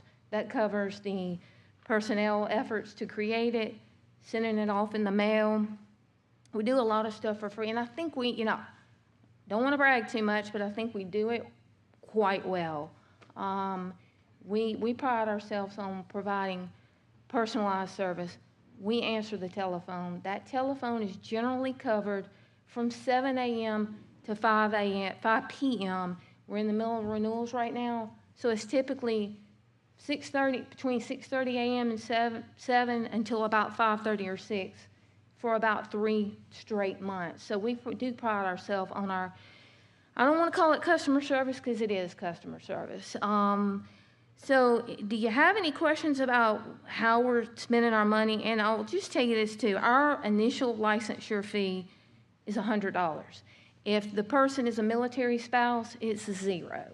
I tried to before we came over to look and see when it was last changed, and I couldn't find it in a hurry. I believe it's been over 10 years, but to give you an example, Louisiana charges $250 for a physical therapist assistant and $390 for a physical therapist. Now, it's done every 2 years, but they also have other fees that they tack on. They have examination fees. They have stuff that we don't have. Let's see. We've got Texas. They charge $190 for a physical therapist and $125 for an assistant. That's annually. That's just an example. Our license fees are not high. Do you guys have any questions regarding any of the information I've given you? Yeah, the committee has questions. Representative Shedd, you're recognized. Thank you for the recognition. On page 6, you have very good pass rate percentages. 2023 declined a little bit on the physical therapy assistant, but otherwise it's been very, very good.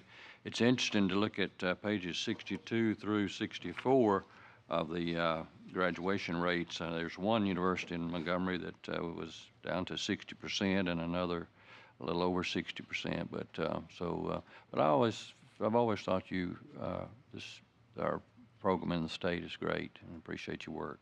Thank you.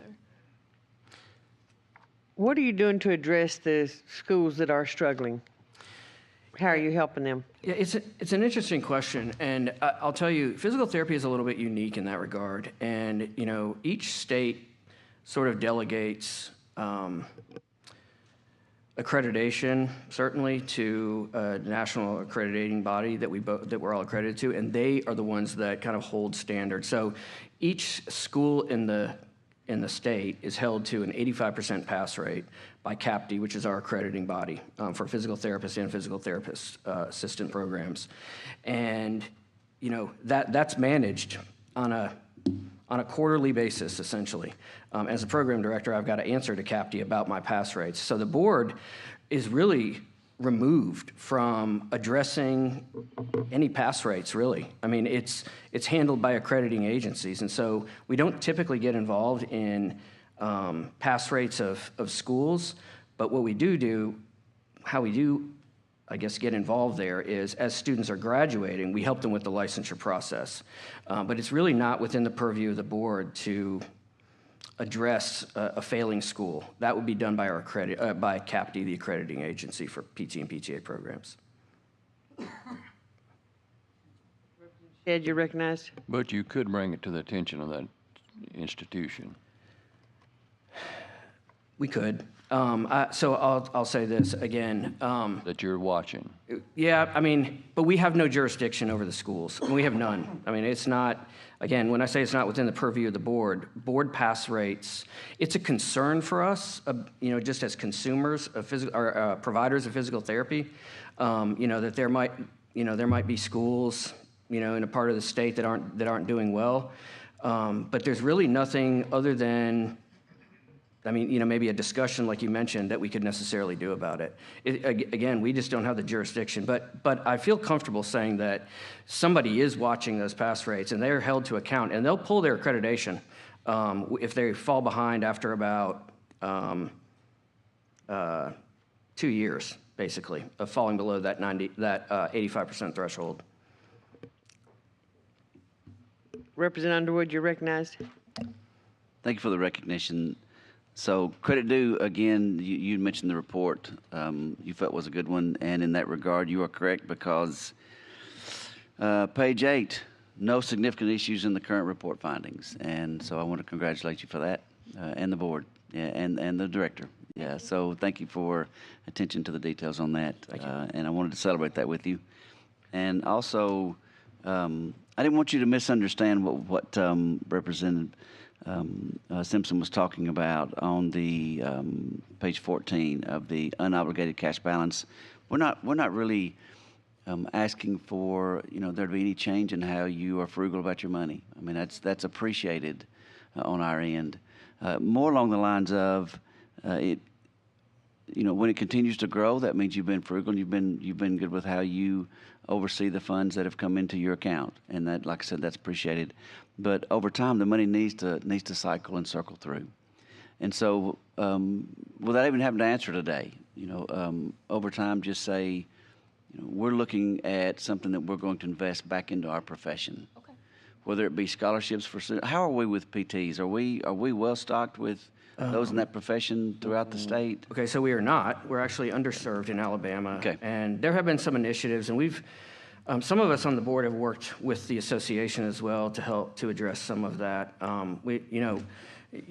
You asked a related question earlier, and one of the issues we have is a big health disparity issue in Alabama, particularly in our rural counties. Well, we also have a physical therapist shortage down there, and one of the ways that certainly the association... In rural or just statewide, you mean? Statewide, but more importantly in rural areas, on what we consider to be underserved areas. Yes.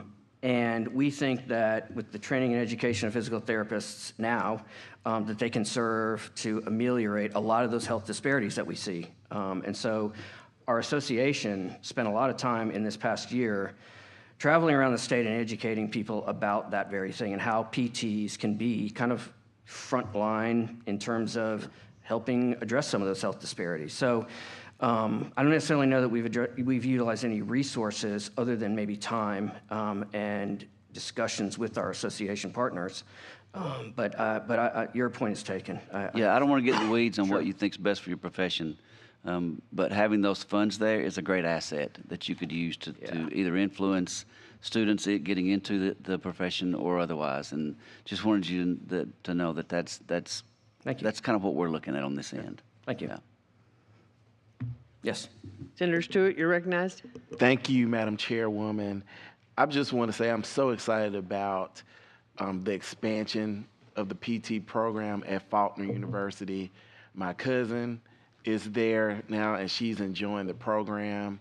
She's from Selma, Alabama, when you talk about the underserved communities and the population. According to the code of Alabama, the membership of the board shall be inclusive and reflect the racial, gender, geographic, urban, rural, and economic diversity of the state. Yet there is not a minority member of the board. So what are we doing to address that? That's a really good question. It's actually a conversation that certainly Kathy and I have, but we've had this conversation as a board for a while now. One of the challenges that we have is that I don't know if you're aware of this statistics, but we've got about I think 3,800 PTs in Alabama and about 3,300 PTAs. And of those, about 0.06% are non-white. And so we have, you could say, a paucity of minorities, racial minorities in the state of Alabama. So what are we doing about that? Here's one of the things when I became chair, when I came on the board, I asked Kathy, one of the things that Kathy does is she goes around the state to every PT and PTA program and meets with them just before that class graduates and talks to them about licensure. And one of the things she has a PowerPoint presentation about how to get licensed, the steps, the fees, everything. And one of the things that I asked her to do was put in a slide in there about board membership. And so she is now talking to every school in every corner of the state where we have PT and PTA programs and mentioning board membership, serving on the board is an option for you. So if you consider that to be sort of a ground roots effort, I do. And I'm hopeful that as we get more minorities in the schools, that they will ultimately filter up and our numbers will grow and we can recruit from that greater population. So that's one way that we're doing it. But another way that we're doing it, you're going to start to see more of this as well. Our accreditor, going back to this, our accreditor has recently written the standards for all PT and PTA programs. We're under new standards that just became effective this year. And infused throughout each standard for accreditation is now we have to speak as programs about how we address DEI initiatives, whether it's in the classroom, whether it's in clinical instruction, whether it's in recruitment or enrollment. Every aspect of our program, we've got to address that. And so I think a longer-term solution is coming, if that makes sense, from a couple of different fronts, from Kathy's work visiting the schools and from an accreditation standpoint as well. Does that help? Are you taking recommendations for board membership? Not currently. So let me say this. We have one person who's evolving off right now. His term expires, I believe, October the 7th. And we've got 4 names with the governor. And so we're waiting on their choosal. I don't know about their racial, or the racial makeup of that little group. I'm not sure. We have 2 of the 4 that are non-white. 2 of the 4 people that are sent. Microphone, please. You're being streamed. 2 of the 4 names or 2 of the 4 people sent to the governor's office for consideration are non-white. On that note, regarding significant issues in the past and prior significant issues, there have been some form of communication disturbance between you and the Secretary of State's office with what's going on. Have y'all notified the Secretary of State? Yes, sir. As soon as I became aware of it, I corrected it that day. Okay. We went in and checked the vacancy box, and I've also got measures in place so that it won't happen again. I've got weekly reminders starting the day that we turn the names into the governor's office. It's not going to happen again. And I mean, honestly, I'm telling on myself, but I thought I was really crushing it by putting the expiration date in there, period. But now I know. Senator Barfoot, you're recognized. Thank you. I just want to echo what Senator Stewart said about Faulkner University. And in addition to the physical therapy program that this is there, speech therapy and occupational therapy and the good work that's being done at Faulkner that benefits not only Montgomery and the River region, but ultimately the state. So kudos for that. And then lastly, I'd say I think probably one of the reasons the board has been successful and had no significant findings is because Kathy is involved and being the director. So Appreciate it. Thank you. Any other members seeking recognition for a question?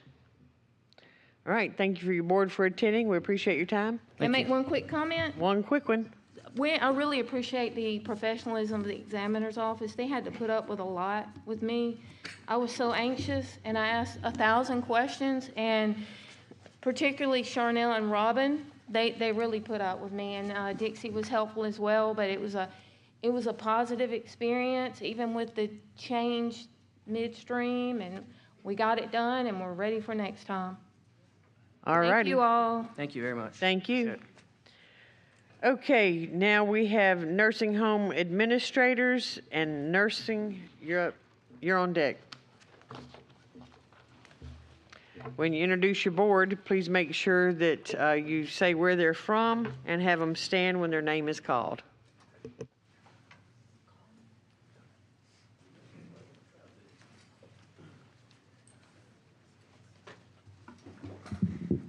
Good morning, Madam Chair and distinguished members of the committee.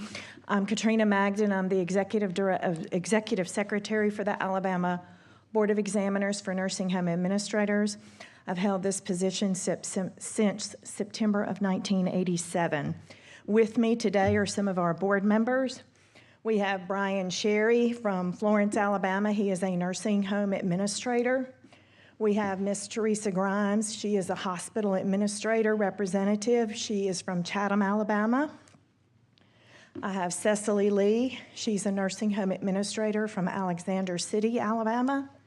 And Sharice Wilson, who is a nursing home administrator from Fultondale, Alabama. I have two board members that could not make it today. Dr. Buddy Smith is our physician representative. He is from Lineville, Alabama. And our chairman of the board, Lana Davis, is our nurse representative, and she is from Citronelle, Alabama. Our board licensed nursing home administrators through a federal regulation that was issued when the Social Security Act came in that mandated that all licensed nursing homes have a licensed nursing home administrator. Our board was established in the early 70s and has been in existence since then due to the federal regulation. As far as red tape is concerned, the board has taken a good hard look at our rules and regulations and tries to do our best to ensure that there are no regulations that we have that are cumbersome for our administrators. One of the things that we did do, particularly during the COVID times, was that we looked at our continuing education, and we had a mandate that you had to have so many hours in person. We have since looked at changing that and have changed that to allow our administrators the flexibility to have their continuing education both in person or virtually, and they could get all of their hours virtually, and I think that has helped as well. Our report stands as is, and I would be happy to answer any questions that anyone has of our board. Senator Kelly? In your significant issues and findings, the composition of the board, so would you address that issue? I'd be happy to. The board has 7 members. We have 5 different accrediting bodies that appoint or submit letters to the governor for those 7 positions.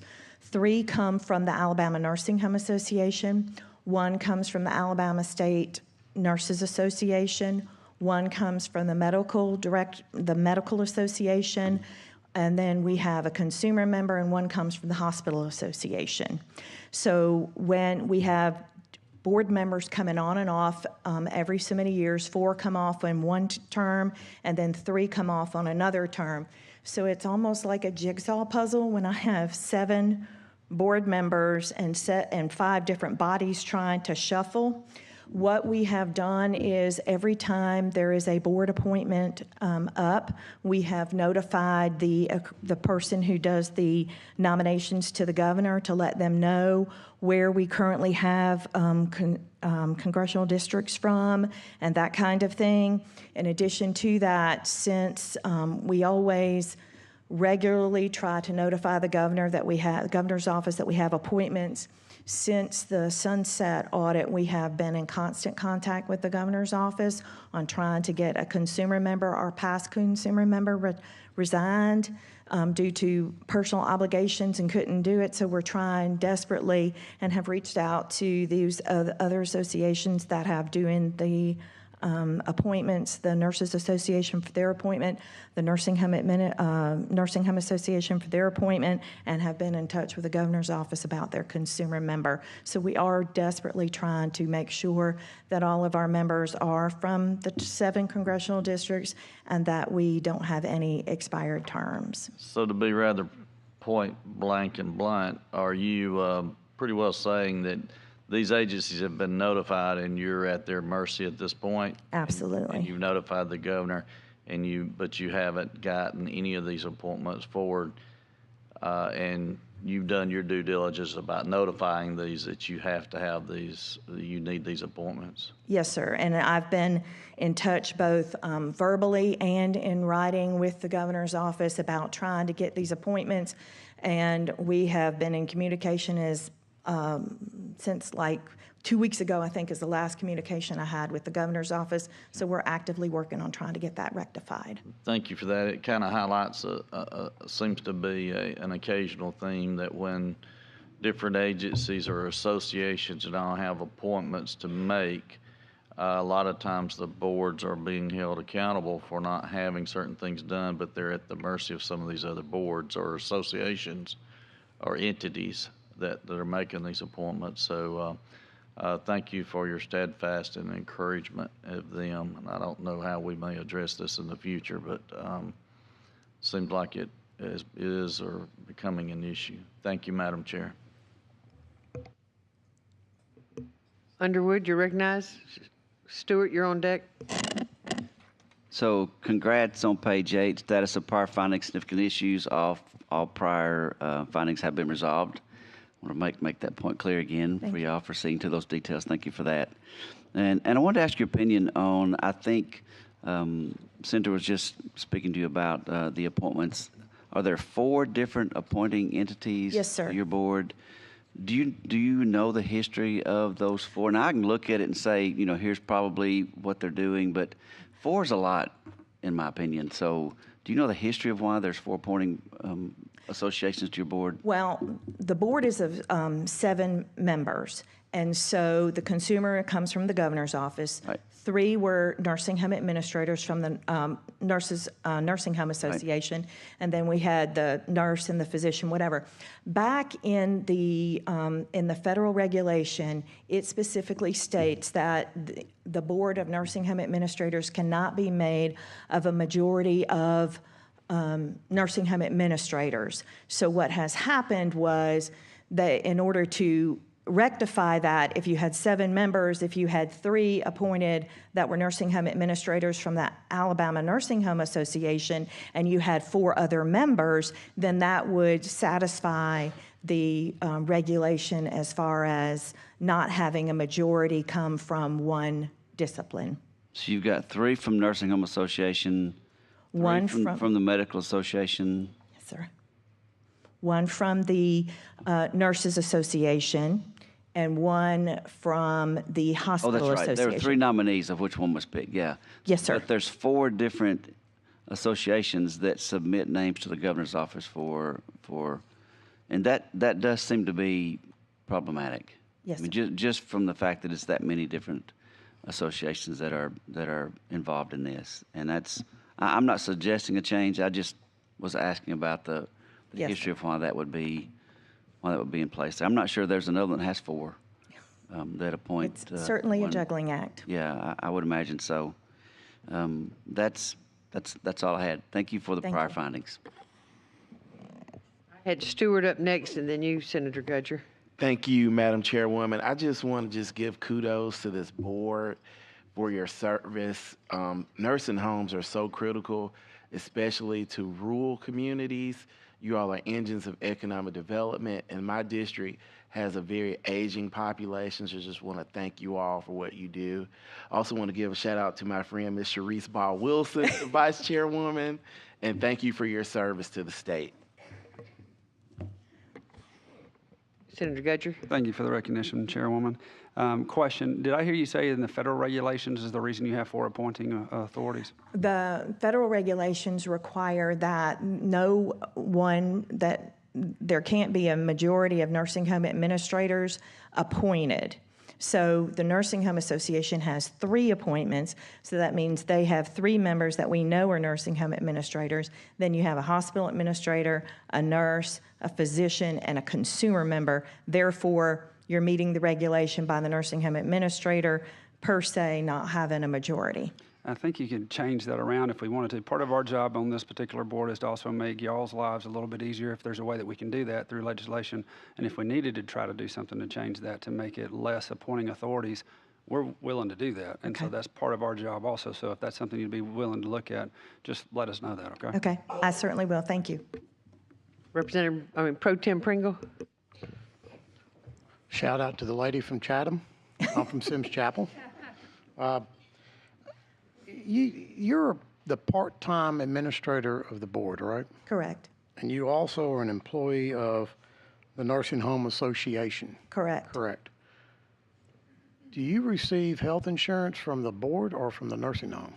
I do not receive any benefits from the board except for retirement, and I did not know that I was eligible for retirement until 12 years into my service. All of my other benefits come from the Nursing Home Association in my role there. So your retirement, is that RSA? Yes, sir. And it's cut in half. It's cut in half. Mm-hmm. So you basically got 6 years of retirement instead of 12. No, I have 12 years instead of over 25. I have like 13 years because I've been there since '87. Okay. Because I'm going to explore how many other boards, how many other licensure people who work in the private sector, the associations are entitled to state retirement. So, because you're an employee of both, but I just want to know how many other people who work for these private associations are getting state retirement and state health insurance. So, yeah. I know you're not, but I wanted to know. All righty. Yes, sir. No problem. Thank you. Representative Shedd.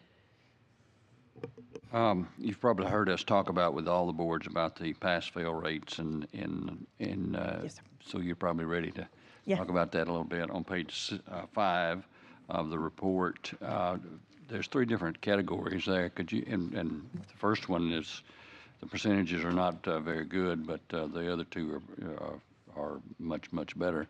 Tell us a little how that.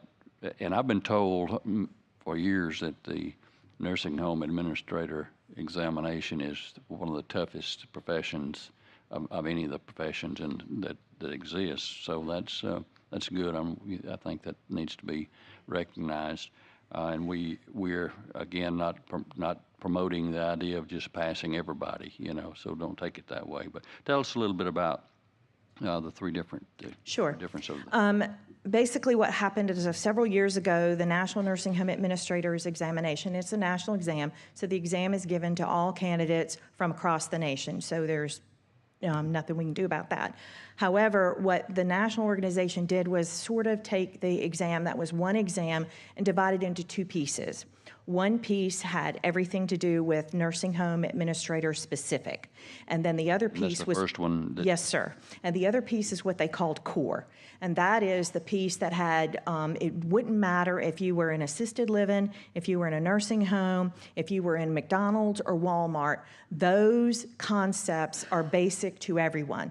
You look at some of your HR stuff, some of your OSHA regulations, some of your financial, it doesn't matter as long as you know how to read a balance sheet, doesn't matter what industry you're in, if you know. So that's the core examination, is those basic concepts. They're universal regardless of where you are. And then the state exam, and the state exam is for those applicants who are already licensed in another state, wish to come to Alabama by reciprocity. They take a state exam, and that state exam is state regulatory based on the regulations for nursing home state, because we want to make sure that somebody who's licensed in another state is aware of the Alabama rules and regulations, because there are some differences other than the national rules, and so that's what the state exam is. Okay, makes sense. Is there anything that you think the board can do to improve those numbers on the first category? Well, as far as the nursing home administrator part, I see those numbers increasing, and we are above the national average on those. As far as the core exam, I've started to see those increasing as well. And I think one of the things that we'll be working on is working with our preceptors and our AITs from the aspect on that core portion. A lot of corporations run their AITs and preceptors through the program, but what happens is some of the financial information, some of the HR hiring is done on a corporate level and not facility-based, and I think they need to learn more on that facility level when they get a license. It's not a license to run a corporation nursing home. It's a license to run any nursing home, so it could be an independent or whatever. So I think we'll do more work on ensuring that those applicants have more knowledge on those core universal concepts. Thank you very much. It's state night at the camp. Any other further questions from the committee? Senator Gudger? This is back to your personal as far as insurance that Pro Tem Pringle was talking about. Is that because you were part-time for that first 12 or 13 years that you weren't able to get an RSA and be vested, or is that, were you full-time and you just didn't know at the time? I know that was the case the entire time. So, yeah. What was the case the entire time? I don't know. As far as I was part-time the entire time, and I did not know. I mean, I had insurance through the Nursing Home Association the entire time, so that wasn't something I was interested in, but I did not know.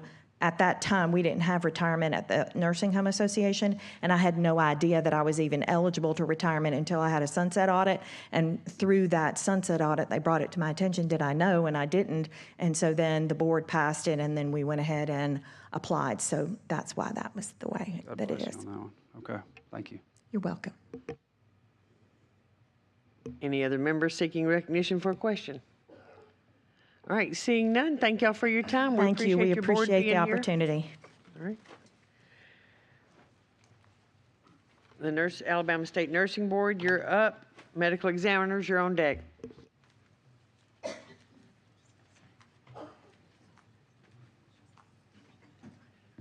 Hey, everybody. When you introduce your board, please make sure they stand and say where they're from, please. Okay. We have our board president, Vicki Lavender. Speak closer to the mic, please. Our board president, Vicki Lavender. And I'm from Birmingham, Alabama. Our secretary, Cynthia Buford. Our vice president, Janice Sipp. Montgomery. Our board member, Mandy Mims. Ralph, Alabama. Our board member, Christy Acker. Board member, Danielle Baker. Cleveland. Board member, Gabriel Salapran. Birmingham. Consumer member, board member, Clint Witherton. Eclectic, Alabama. Board member, Pepper Hoover. Coleman, Alabama. Go Bearcats. And we have 4 board members due to work commitments cannot be here.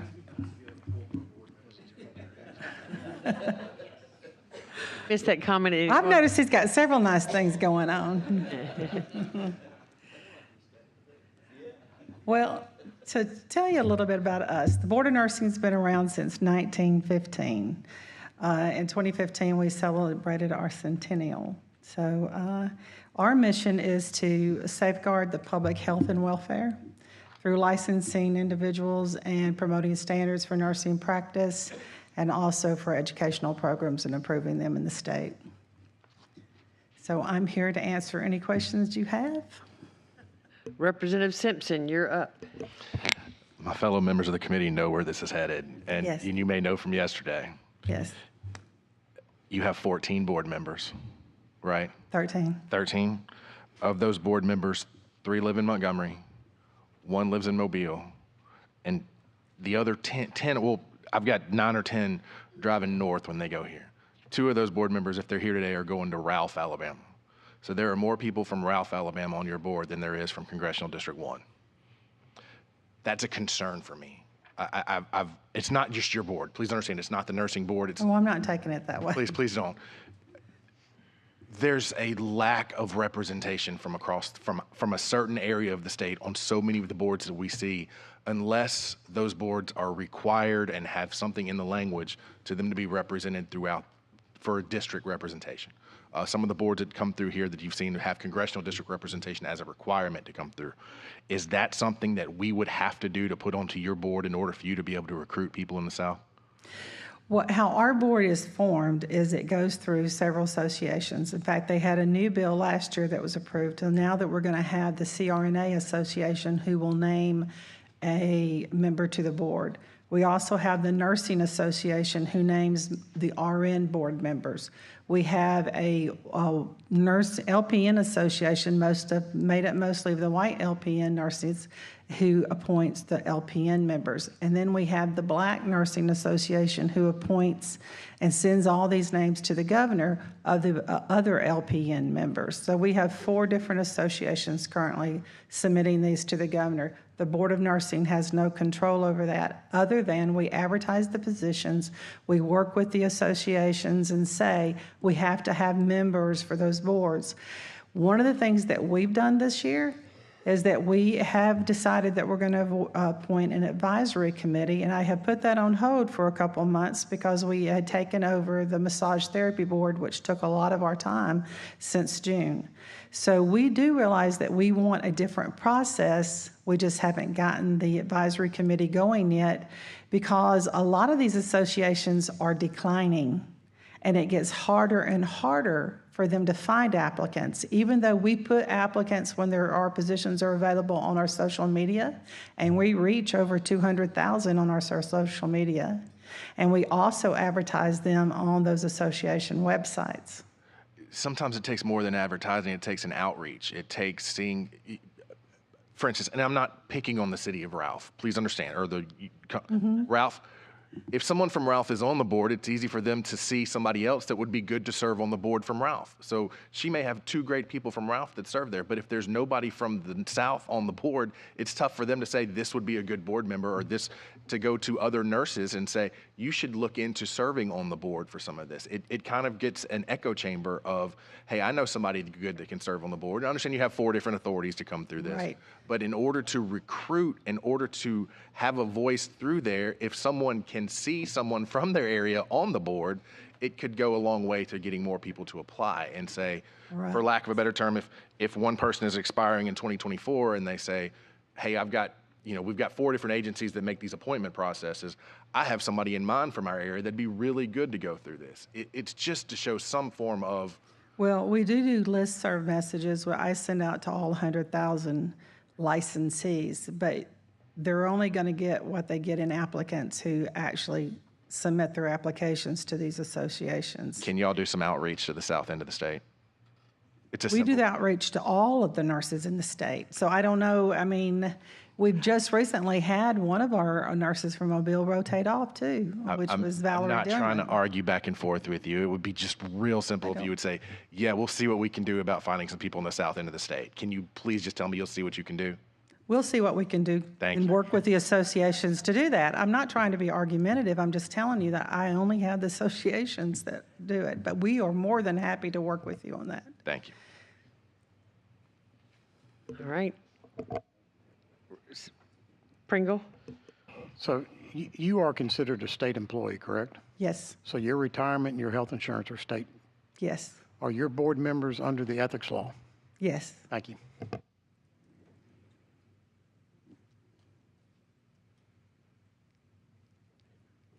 Gudger? I didn't have my hand up, so I'm not sure why you're calling on me, but I'll take the advantage. back to the massage therapy. I know that's been a lot of time, a lot of operational expense for you guys, and a mental exhaustion at times creating and coming on with a new board like that. I just want to tell the board members thank you for helping the legislature go through that process this year. It's the first time we've done that.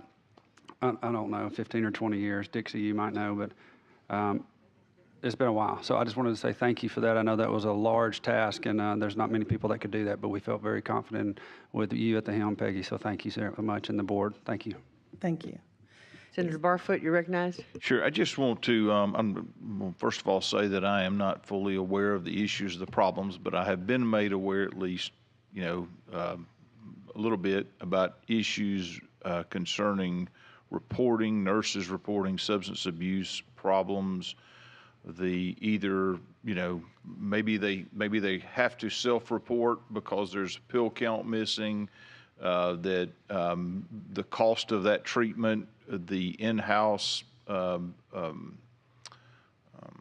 diagnostic for that, and treatment procedures, and some concerns out there about that. If you know what I'm talking about, could you address that? We have two programs. We have disciplinary, which is done through probation, and then what we have is called the Voluntary Alternative to Discipline program that was created years ago, and we meet national standards on that. I think I sent an addendum note to many of you where I talked a little bit about the compliance monitoring that the Board of Nursing does for these nurses. If you want to enter into the VDAP program, you have to admit to your substance abuse issues, and then you would follow the same track as someone who has been disciplined, as far as your agreement would match what a consent order would be for discipline. But the thing is, once you complete your program and you complete the treatment, you do not have to, that is not public knowledge or public record. So the VDAP program is a way to get people into therapy and care and back to return to their profession as soon as possible. Yes, that component has a mental health, comprehensive mental health exam, and it can also include some neuropsych testing.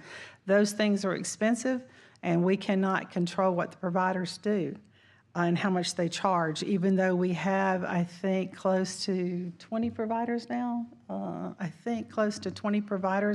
We are seeking other providers and saying, here is our process, here are the rules that you would follow, because we follow the national standards on substance abuse and substance abuse care, treatment, and evaluation. So yes, it can be quite expensive. We do have a self-report component. We've had some employers require their nurses, or when they discipline their nurses, they will say you have 24 hours to either self-report to VDAP and join the VDAP, or we're going to report this as a disciplinary issue. And it's more than just counts being off. Usually when we would do an investigation, we would come in and we would determine whether the counts were off or where there were other issues contributing to those counts being off. So we do a thorough investigation, and we look at drug screening reports on all of that. I think there's some concerns, some emails that some of us have received about that, and maybe an opportunity to explore that a little bit later on and more in depth. Oh, yes, I'd be happy to do that with you. Representative Underwood, you're recognized. Thank you, ma'am, for the recognition. First of all, maybe in our first year, we might have had a board that had neither current significant issues other than from questionnaires, which is all your boards has, and all priors were resolved. And yes, you have accomplished both. Thank you. And so I thank you from the bottom of my heart for that. That's quite a thing, and I'm proud of that for you. I want to ask you about the VDAP. Mm-hmm. Do you know roughly how many people are moved into that program per year, just as a rough idea, if it's 50 About or 100? 70 go into the program every year. We currently are monitoring close to 500 nurses for the compliance. How long are they typically in there? They're in there from 3 to 5 years. They have a 3-year early out if they are compliant with all of their agreements, such they've had their drug screens, they've had their counselor reports, they've followed their 12-step, they've and saw their physicians, and they've not taken any drugs or alcohol that they shouldn't be taking. Are they working during that time? Most of them are working during that time until they get their release from their physician. They have to be released to return to practice. We do require that neuropsych testing so that if you've been on drugs for a long time, many of you who have dealt with substance abuse realize that they may be lacking in their mental capacity and they may not be able to do drug calculations. They may not be able to have that critical thinking. That testing helps us have the guardrails up and know when they can return to practice and be safe at the bedside. Sure. I'm not sure. So does that mean while they're in the program they are working, or while they're in the program they are not working? Oh, they are working. I'm sorry. Okay. Okay. All right. Good. There's a period of time that they don't work when they first go in. Sure. And then they work. In fact, this is a key point to know that we've had employers call us and say, I don't mind hiring the nurses that are under probation or VDAP. Have you a way to communicate that? And we have communicated that, and we have created a workforce job board that we communicate that on as well. Well, it sounds like they trust the process of the program and know that they're being watched. And I know we're having nurse shortages, across the state, maybe across the nation. I know that's an issue too. So I want to just point out two things that are connected. I know that you have a ETF scholarship. That's not the right word. It comes from the Education Trust. It does, and it's used for scholarships and loan repayments. Yes. And it's roughly $600,000 a year, and I request to receive kind of how that, the logistics of how that works, and I assume that that's in theory increases our workforce in the nursing profession, right? It sort of helps people get into the marketplace and either get through school or get out of loan payments, but it helps our profession have more nursing professionals, right? I'm very passionate about both of these. Yeah. Well, there's three, actually. We've started a new one this year. The first one has been around for a while. It's $166,000 that we get annually for people who go back to school to become educators or to get a master's or doctorate and give back to nursing. And they have to work in Alabama for 2 years if they receive this. That money is dependent on how many people apply, so it can be up to about $8,000 one year or down to $2,000, depending on how many applicants that are qualified that apply. The second one is the loan repayment for advanced practice. That's for CRNAs and CRNPs, which is a certified nurse practitioner and the nurse anesthetist. So that they can get $15,000 up to 3 years, depending if they are agreeing to work in an underserved area for 18 months for each time they get the loan. Is that 15 per year for 3 years, up to 45? They can get it up to 3 years. Now, sometimes if you've gotten it twice, and we have someone who's never got it that's qualified, because we can give out about 32, 33 of those a year.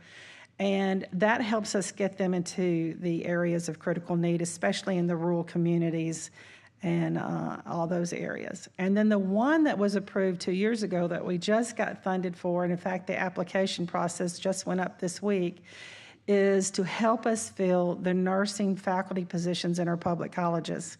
And the reason why we have that one is because we have 70 to 80 vacancies of faculty. And we turn away probably 4,000 to 5,000 nursing students a year because we don't have enough space or faculty to teach them.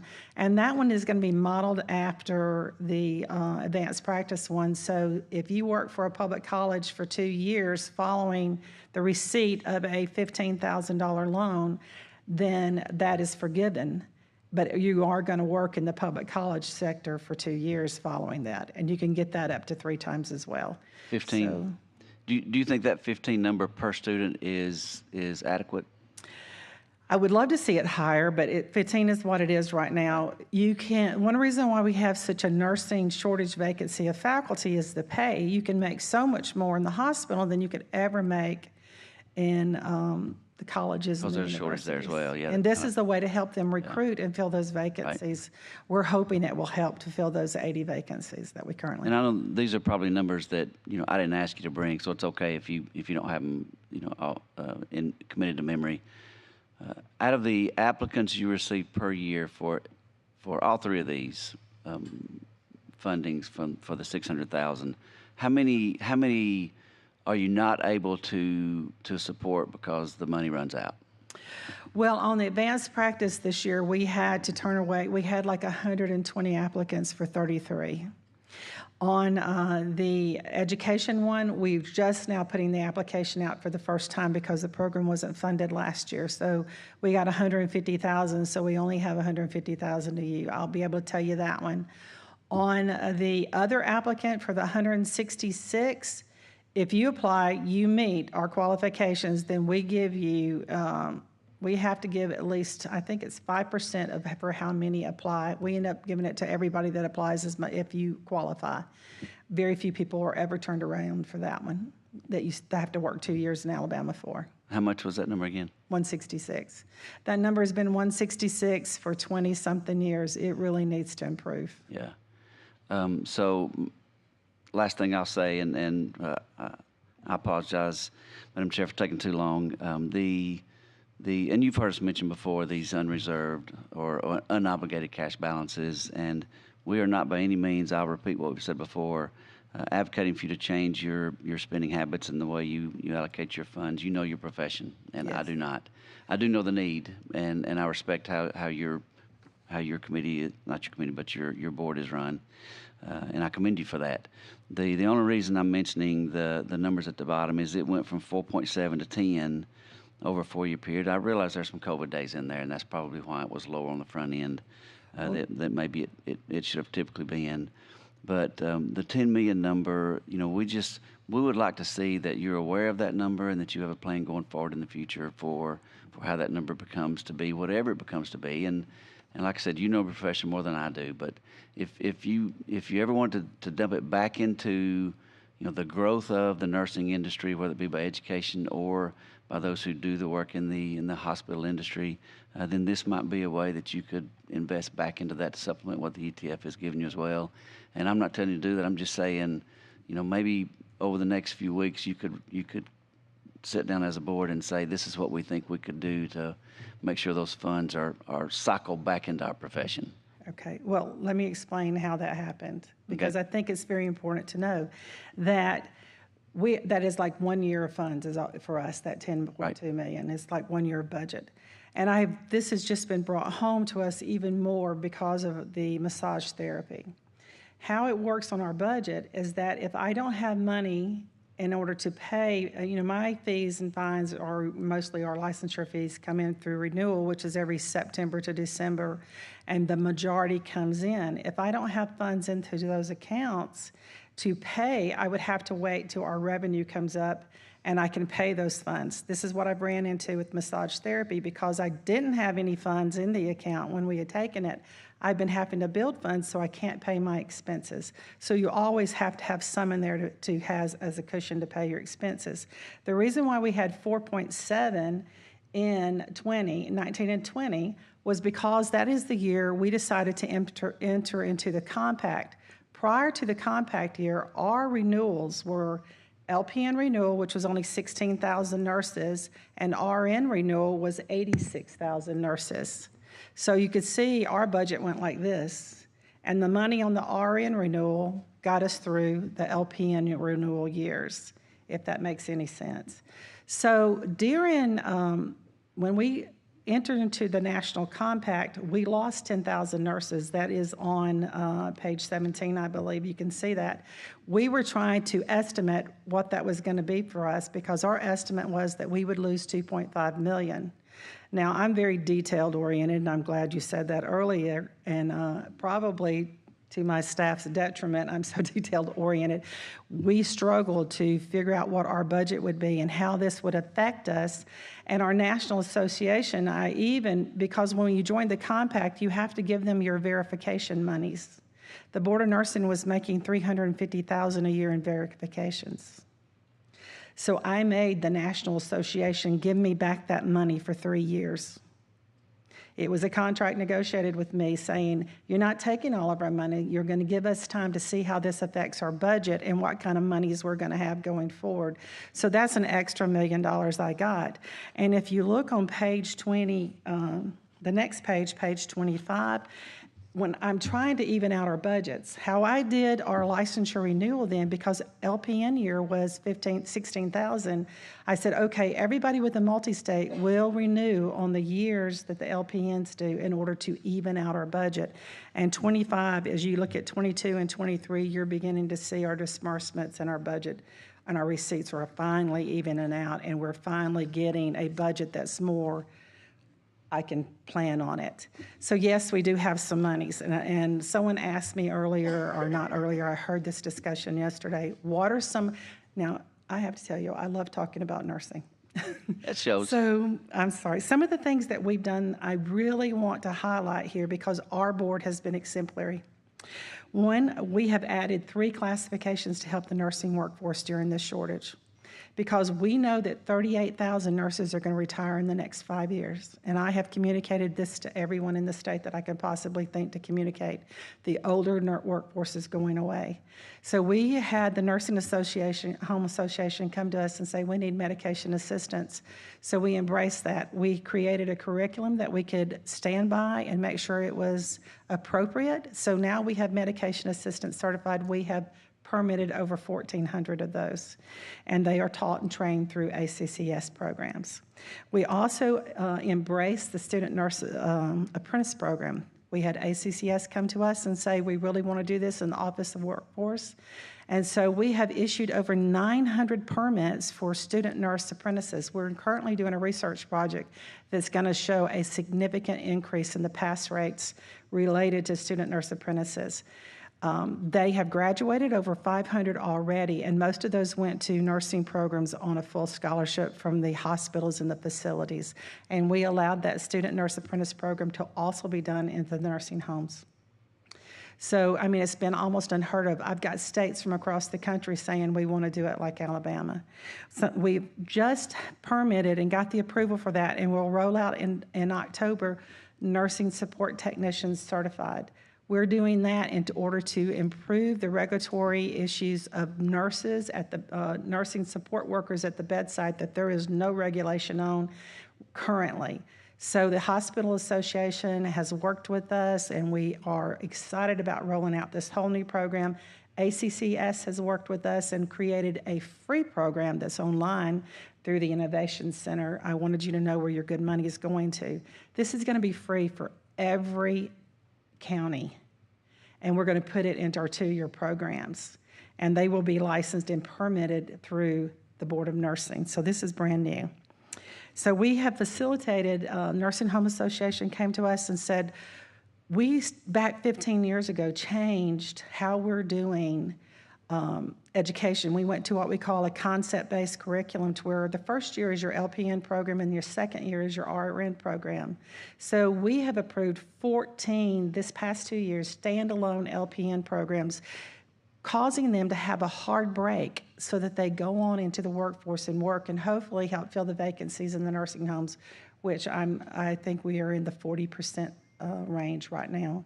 And so those have been, and then we worked with HOSA and the ACCS to create a dual enrollment for LPNs in the high school, and now for the NSTs in the high school. So this is just really expanding and going a lot further. We have created over 100 hours of free CE for all nurses, so that there's no more excuse of I couldn't get my license because I couldn't afford continuing education. You can go online and you get all of that free.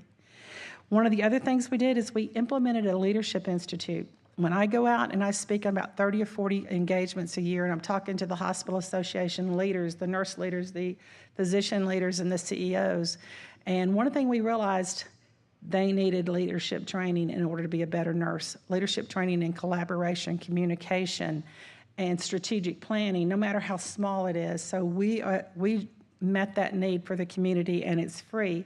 And not only do we feel so strongly about it, it's free for everybody in the state of Alabama, but we opened it for the nation, and it's free. You can go to our website and take it, and you don't even have to be a nurse. We opened a Center of Nursing Excellence. I wanted that 20 years ago when I was a board member, and I never got it. So we have opened that, and we are changing how people look at the Board of Nursing. We have a speakers bureau, we have a workforce data, and we have research.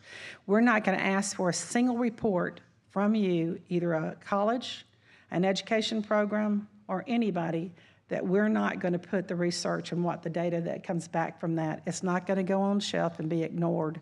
We want that. We engage our licensees in a biannual survey. Tell us who we are and what we do and how to improve. So we have that data as well.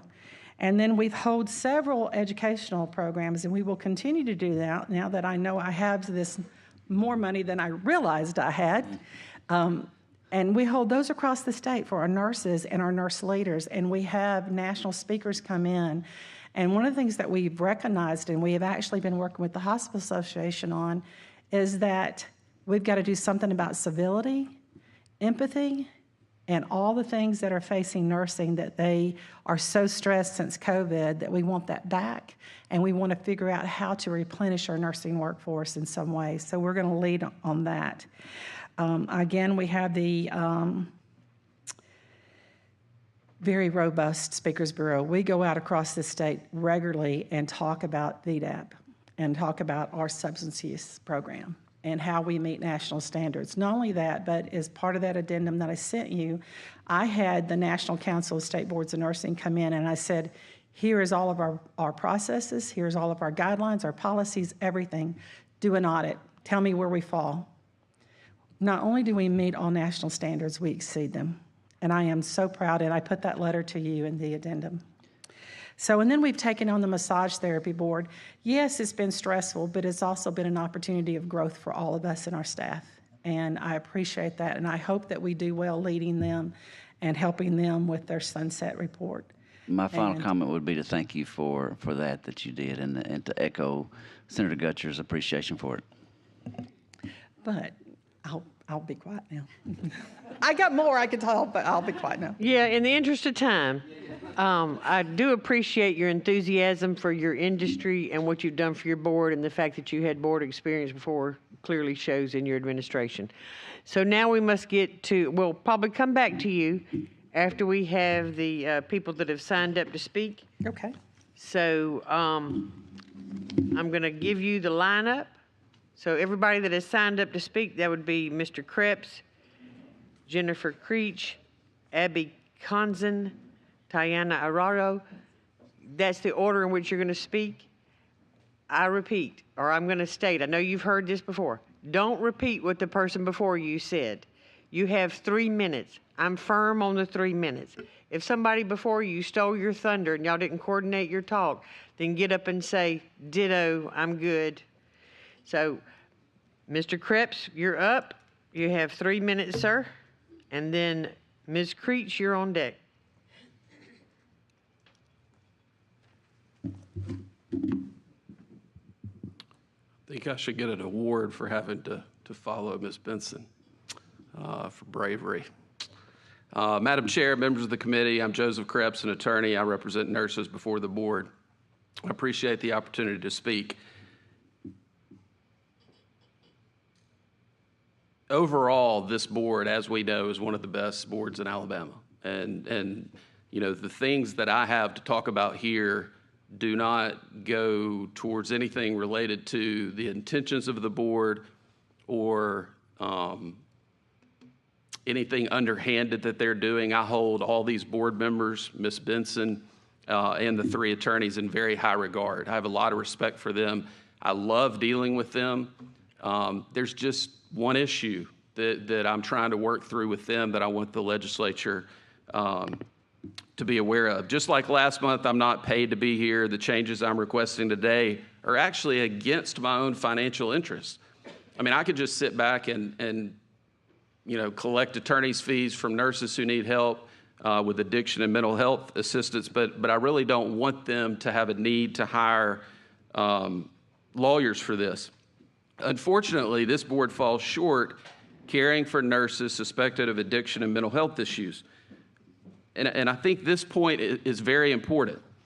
Alternative to discipline and treatment approaches that require voluntarily admitting a problem before accessing treatment demonstrates a gross misunderstanding of the disease of addiction and increases the risk of harm to the citizens of Alabama. In other words, if someone comes to them and is going to report something to VDAP, then that is a process that usually happens right after an employer tells them to call there. And when they're speaking with them, they have to make a decision. Am I going to admit a problem or am I not going to? 1 minute. And if they don't admit a problem, then they just go into the disciplinary track. Now, they could still have a problem, but they're moving into the disciplinary track and not getting the help that they need. So that's really what I'm advocating for. The nursing board claims to be progressive, but on these issues, my opinion is they're stuck back in 1994. The board passes off nurses to costly for-profit board-approved treatment providers who push unnecessary and expensive care for the financial gain of the profit-centered treatment facilities. In a 2020 article, the board's executive director estimated over 8,000 Alabama nurses could be working impaired. However, only 63 substance abuse cases were resolved through VDAP in 2022. Well, that tells me the program's not working.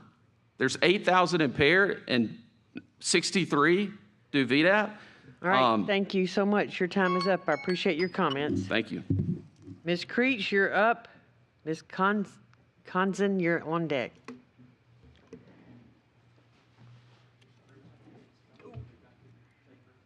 No. Ms. Conzen, you're up. Ms. Arroyo is on deck.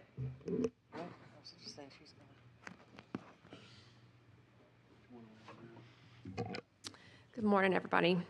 My name is Abby Vinson, and I am a nurse in the VDAP program. I'm here to tell you, unfortunately, that my experience in the VDAP program has only progressively gotten worse over time. I graduated from UAB in 2020 with a master's in nursing with actually a specialty in psychiatry, and I received a grant scholarship through our state to receive extra training on substance abuse, the treatment of substance abuse, individuals with substance abuse problems. So I've seen firsthand how treatment should be applied, assessed, applied, evaluated, and how it can be done fairly.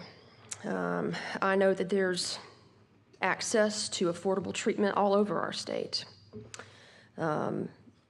So when I sought help from the Board of Nursing, I was treated more like a criminal, not a professional. Despite having no history of endangering patients or criminal activity, I was forced into a $5,000 assessment and then told by the treatment facility I had to pay upfront for a 90-day inpatient rehabilitation services that's not 0% covered by my health insurance, which I had to obtain privately since I lost my job. And then told that after that I would need to go to 6 months of sober living. So that would be 9 months out of the year after I reported myself to the Board of Nursing without being able to A, work in the field, and B, be away from my family.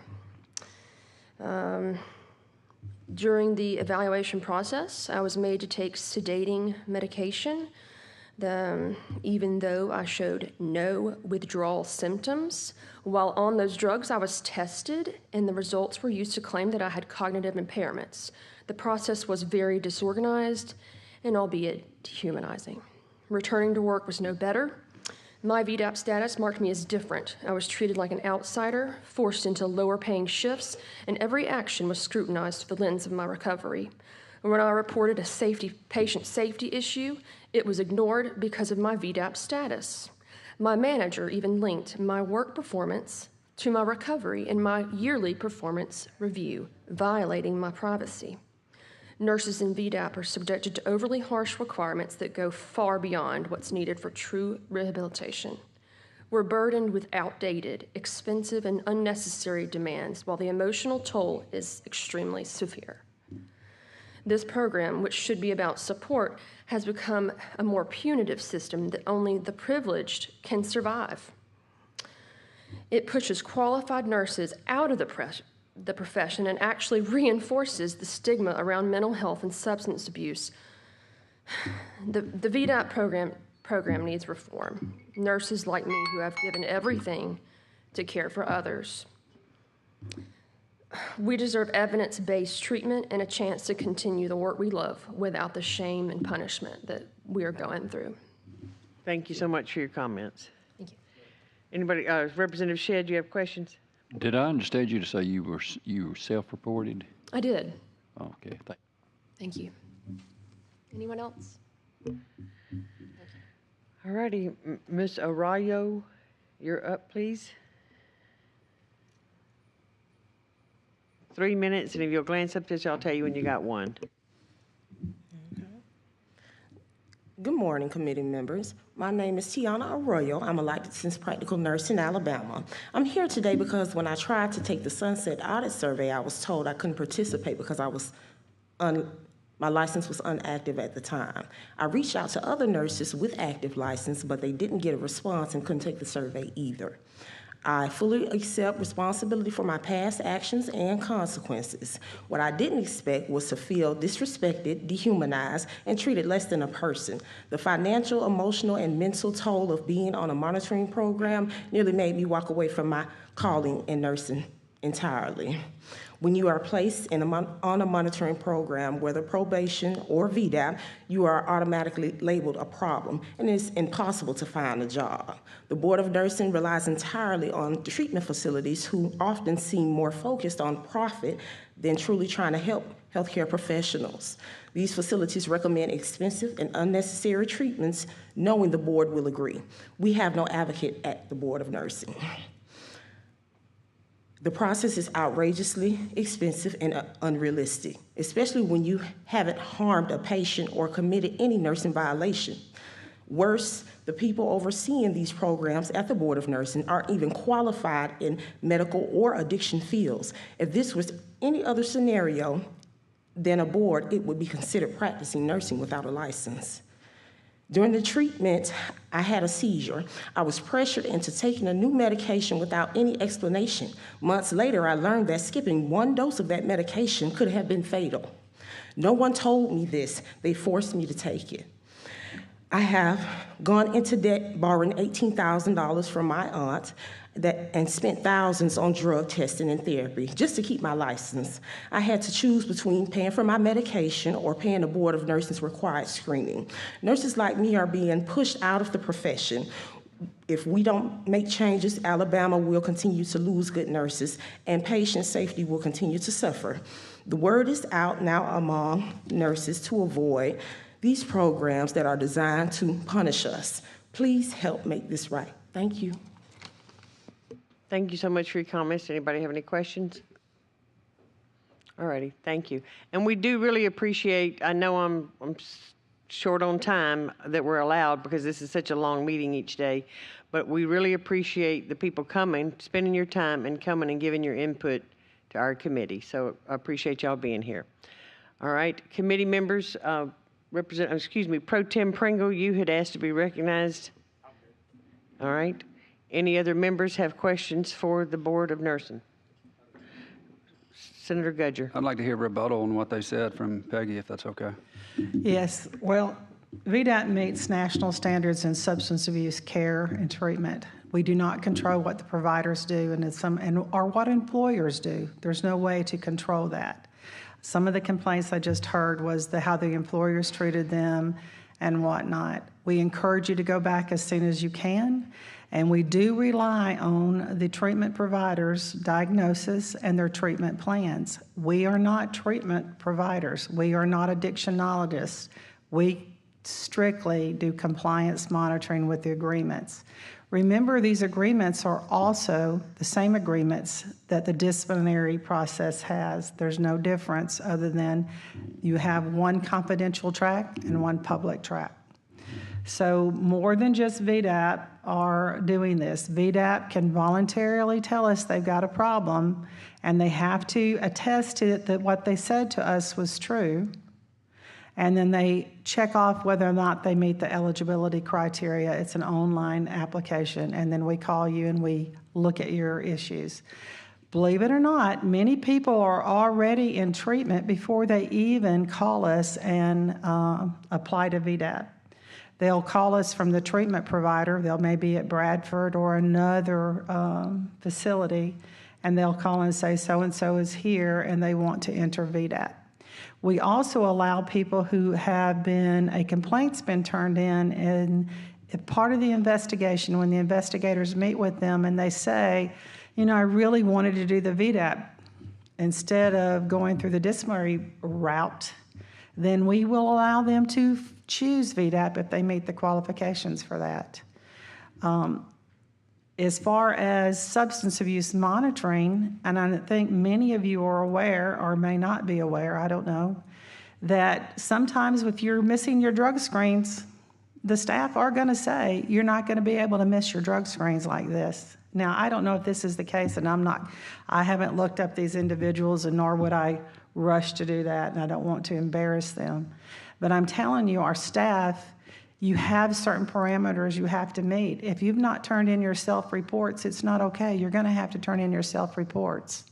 If you've missed or you've had diluted drug screens, it's not okay. You're going to have more drug screens if you miss your drug screening. It is the only way that we can protect the public and ensure that the nurse is doing what they're supposed to be doing and are safe to practice at the bedside. Is it going to be where everybody's happy about the program? No. But it does meet national standards. You have my commitment on that, and it meets best practices from across this country. In fact, the director over my program, over the compliance monitoring, is the president-elect for the National Association of Alternative Programs.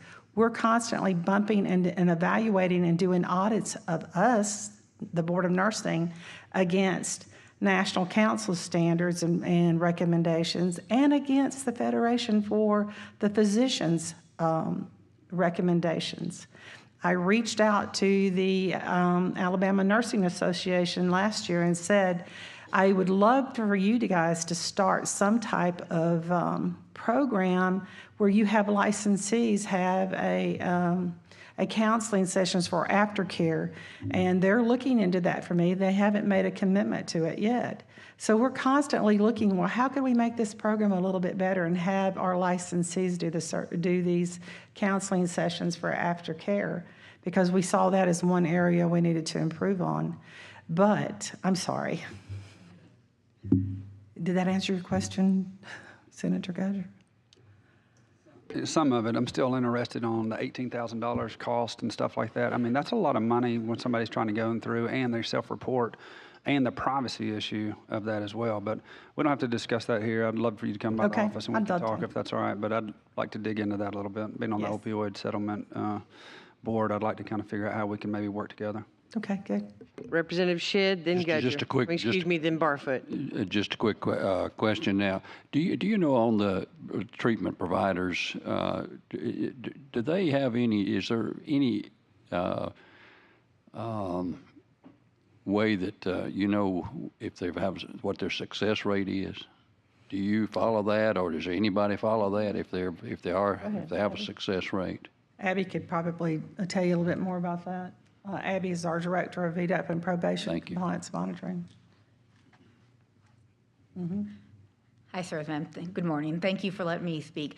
Yes, sir. We do in contact with the treatment teams. They do have their own criteria and statistics. We do ask them to share those if they have them. We're also in pretty big communication. As Ms. Benson said, I am the president-elect of the National Organization of Alternative Programs and going to take as president in May. So not only as a national organization, but as our program with Alabama, we do ask them, to report those. And also they are also have their own standards and licensure and criteria for their programs that they have to maintain. I've got Barfoot and then Kelly. So this is probably more of a question for Mr. Krebs or maybe the other two ladies that spoke. If Mr. Krebs, if you could come up.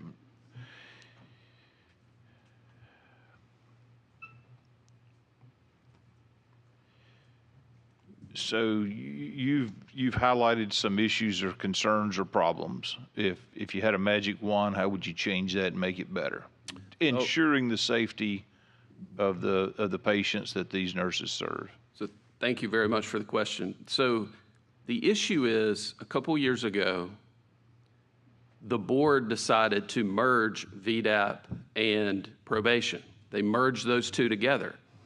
They went to the state personnel office and changed some descriptions so that they could promote 2 former receptionists into these positions. And so basically when somebody calls VDAP, they're calling someone who has no medical training. And I understand that Ms. Migliore is the president of this organization, which I think is run out of a house in Hoover, Alabama, best I can tell. So these people that are answering the phone are not medically trained. And these nurses often hear, well, you can just surrender your license. And that seems to be the goal is, well, hey, we're just going to head this off, surrender the license. They also hear, you know, if you want to keep this off your record, then you need to admit to a problem. And I have to tell clients all the time, you can't fake being an addict. I mean, you can't just make up, hey, yeah, I've got a problem just to get this off my record, because you're going to end up having to fake being an addict for 5 years. And it's going to split, essentially, it's going to mess with your psyche, because you can't stand up in meetings and say, I'm an addict and I need help, if that's not the truth. And so that's one of the problems. So what I would do, the solution, in my opinion, and I don't know everything, but the solution, in my opinion, is the board needs a separate program that is independent of the board, so that if someone has a problem, then they contact medical professionals who run the programs, and other states do it this way. They contact the medical professionals and they do a triage portion where they determine, hey, what level of treatment does this person need? And then they have an advocate at the board for them. And then instead of them sending them off to navigate trying to find a treatment center on their own, and just, you know, like they've kind of shirked their responsibility and pushed all this off on these treatment providers. And I don't necessarily have a problem with them, but some of these treatment providers are owned by venture capitalists. Venture capital has no business in addiction recovery for the professionals and the licensees of the state of Alabama. That is wrong. It's profit driven. We know this. So I would revamp the program at the board. I would have it properly staffed so that everyone that these nurses talk to go through that process. Then if they determine somebody doesn't have a full-blown substance abuse issue, then they could still have them sign a monitoring agreement, give them some counseling and some testing on the front end that's separate from the board and discipline. And then if they do that for a year and they have no problems, then the board, there's no discipline, there's no issues. Because what's happening right now is if you don't have if you call them and you don't admit a problem, then you go into the normal disciplinary track, and you could sit out there for a month or 2 months or 2 years, depending on how long it takes. And there are unsafe nurses out there practicing where if they would just set up the program that I'm talking about, the safety of the public would be the primary concern. And I don't think that's the concern in this program at this point. All right, thank you. One follow-up question I do have for, I believe, Ms. Benson. Ms. Benson, you've heard what Mr. Krebs has said an issue or problem is, and you've heard what his solution would be. What say you? Well, I would like my attorney to answer this, because I don't agree with what he has said, and nor our staffing issues. Hello, I'm Alice Henley. I'm the General Counsel for the Board of Nursing. I've had the privilege to be the General Counsel for the last 16 years. I think there's a little bit of misunderstanding about what the process actually is, so I'd like to just take just a couple of minutes for you to understand what actually happens. Whether a person self-reports or they come to us through the disciplinary process, if we get a complaint that appears to, it could possibly relate to substance use disorder, we actually provide them with information regarding our VDAP program. VDAP by statute is for people who seek treatment for a substance use disorder or have a mental health or physical impairment. The board has standards for who meets the criteria for board recognized treatment providers. The nurse, whether they're going through a discipline track or through VDAP, is required to undergo an evaluation at a comprehensive evaluation for substance use disorder at a board-recognized treatment provider with a healthcare track. There is expense involved with that, and actually last year, the board was a proponent for a bill that would have allowed the board to receive grant funds and expend those to help defray the cost of that evaluation. The reason that those evaluations are so important is because they are a multidisciplinary evaluation that looks at their physical health, substance use, psychological and psychiatric functioning, family and social assessment, legal and occupational history, and they may have the neuropsychological testing and cognitive testing, et cetera. Based on the standards, they make a recommendation for a level of treatment. The treatment does not have to occur at the same provider that made the assessment, and they choose from a number of providers. So they choose which provider from the list they want to go to, and then based on the recommended treatment, they can go to treatment at another provider that offers that same level of care. Why is this so important? You know, with a lot of professionals, you as the consumer get to pick who your provider is. You pick who your attorney is. Most of the time you pick who your physician is. Most of the time you do not pick your nurse. You get who shows up by your bedside in the hospital at 2 a.m. when you're in the ICU. And you have an expectation that that person is safe and able to practice effectively and is not impaired. So we have a two-part process where they go through an evaluation, complete recommended treatment, and then give a recommendation to return to nursing. At that point is when our compliance monitoring takes over. And we have a monitoring system. And Mr. Krebs is correct in the sense that the requirements are the same, but the programs are not merged. They're two different programs, but the requirements are the same for monitoring, whether you're in the alternative, non-public program, or whether you've come through the disciplinary track. We require recovery activities, that's weekly participation in abstinence-oriented support group meetings, drug screening, individual reports. We require you to have a prescription verification for any medications that you're taking. So our staff is definitely not practicing medicine or practicing nursing. We rely on the individual nurses, medical professionals to tell us what medications they're allowed to take, et cetera. We don't make those determinations. We do employment monitoring. So nurses on probation or in VDAP are not allowed to work in home health or hospice or as a travel nurse, things like that. Why is that? Because it's the monitored practice of nursing. And because if you're a hospice nurse going into somebody's home, you may be sitting there counting their pills and you're the only person there. So from the perspective of public protection, it is important for us to have a robust monitoring program that allows these nurses to have an on-ramp back into practice with appropriate guardrails to ensure that they are safe to practice.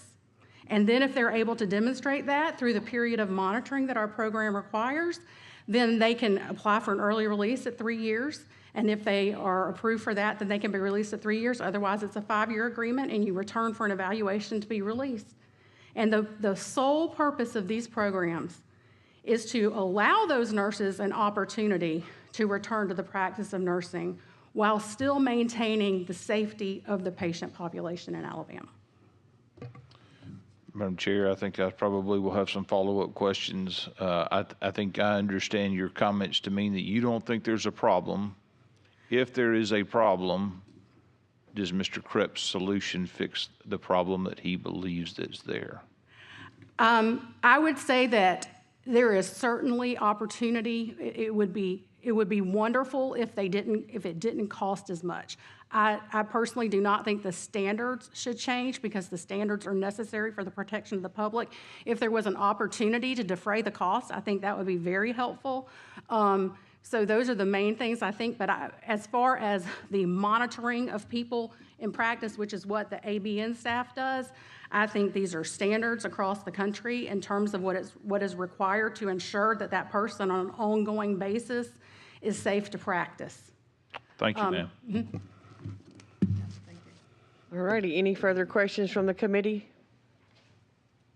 Thank y'all so much for attending. Now, our final board, I appreciate the State Board of Medical Examiners and Medical Licensure Commission. I appreciate your patience. You know, we do have extra deliberation on some boards, but you are up. When you get up here, would you please introduce your board and where they're from, and have them stand when their name is announced.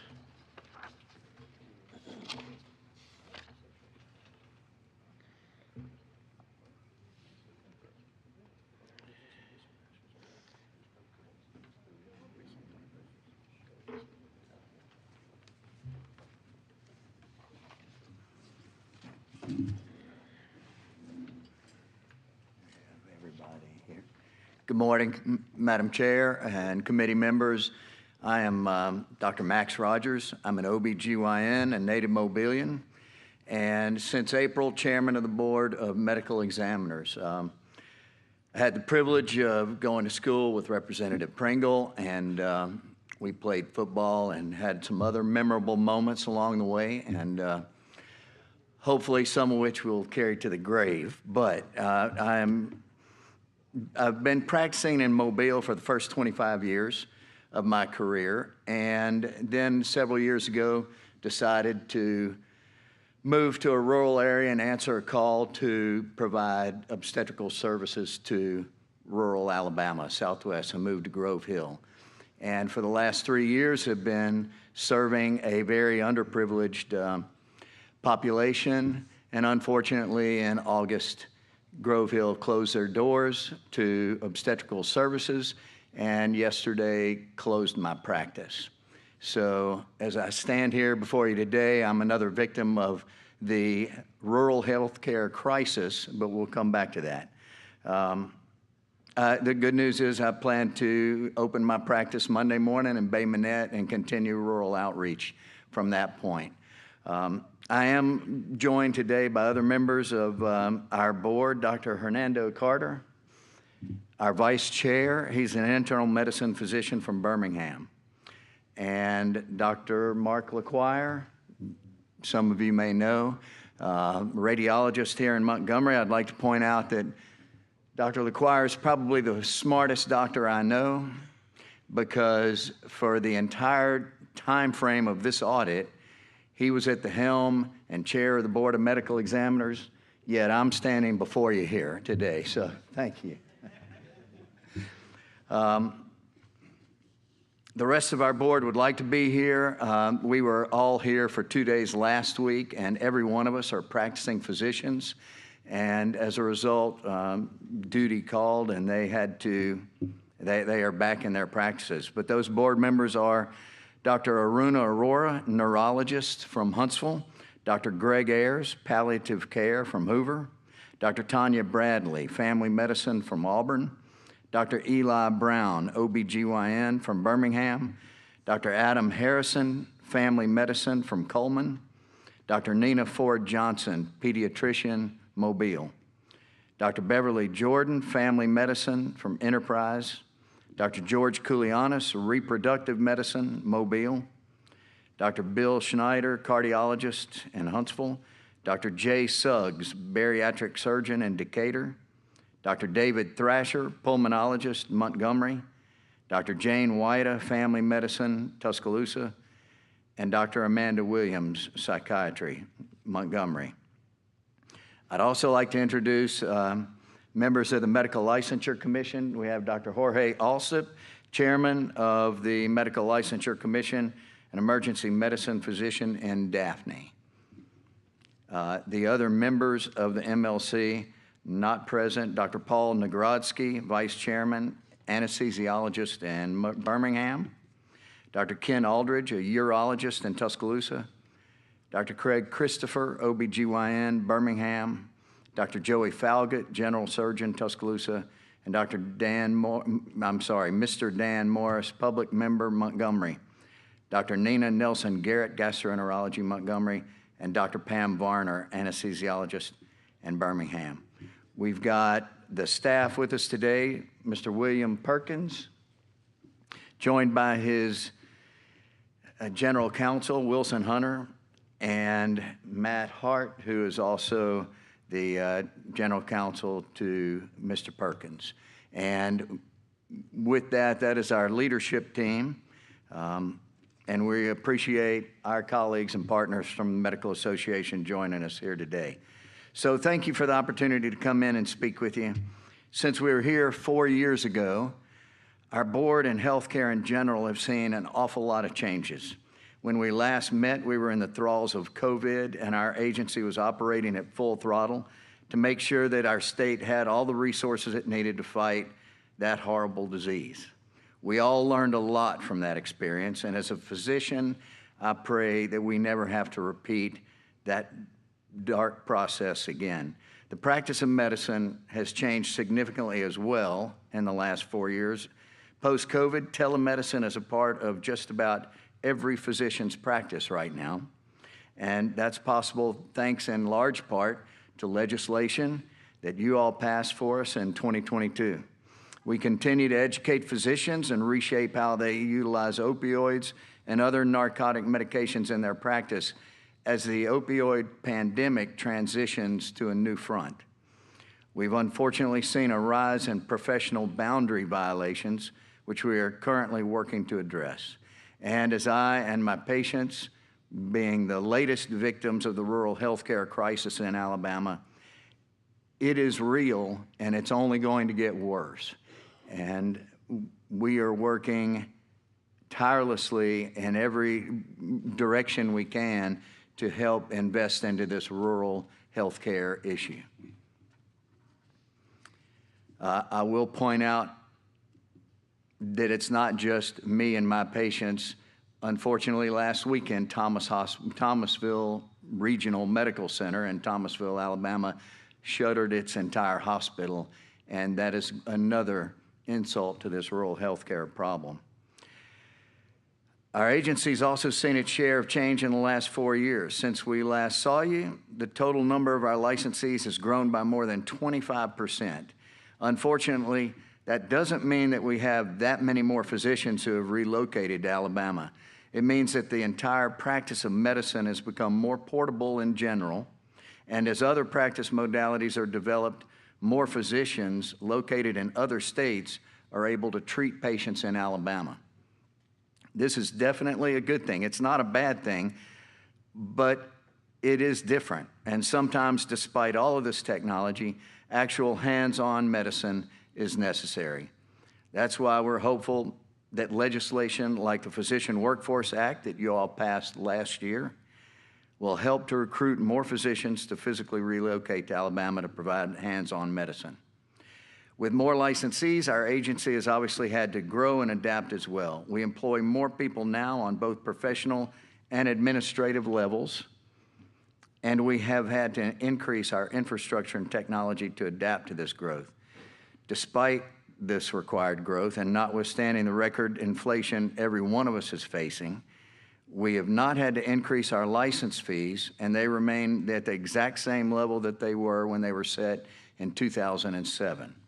And while we're on the issue of revenue, I'd like to point out that fines and administrative penalties assessed by the board and commission account for between 1% and 2% of our total revenue. The fines are not a first-line option for our licensees. In fact, our main goal is to change behavior. We try to do that through rehabilitation, through education, and personal appearances in front of the board. So fines are not our go-to operation.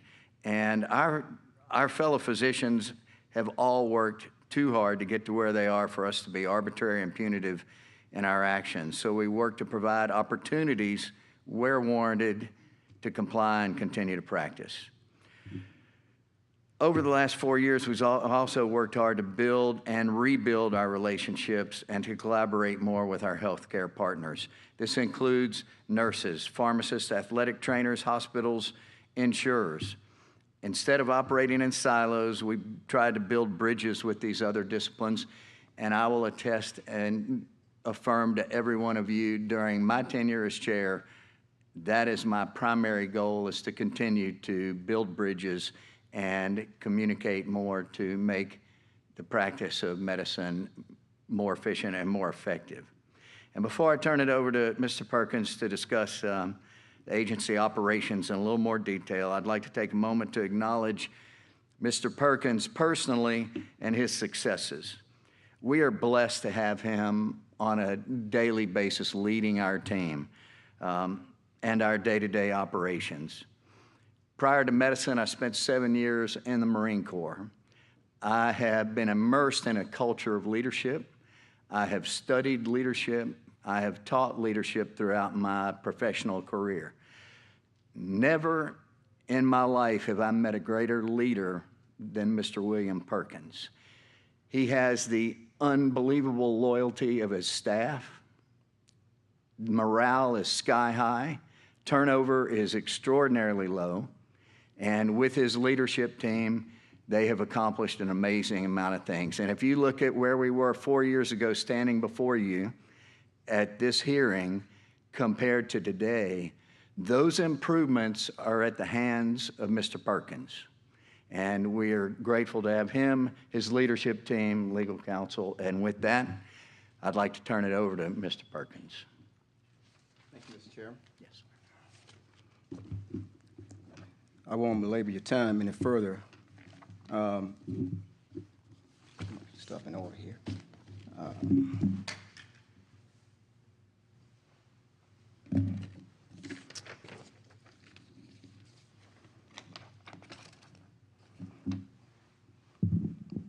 So, Madam Chair and members of this committee, thank you for allowing me this opportunity to speak. I'd like to thank God also for allowing me to be here, and we pray that we all can make it back safely during this time of the bad weather.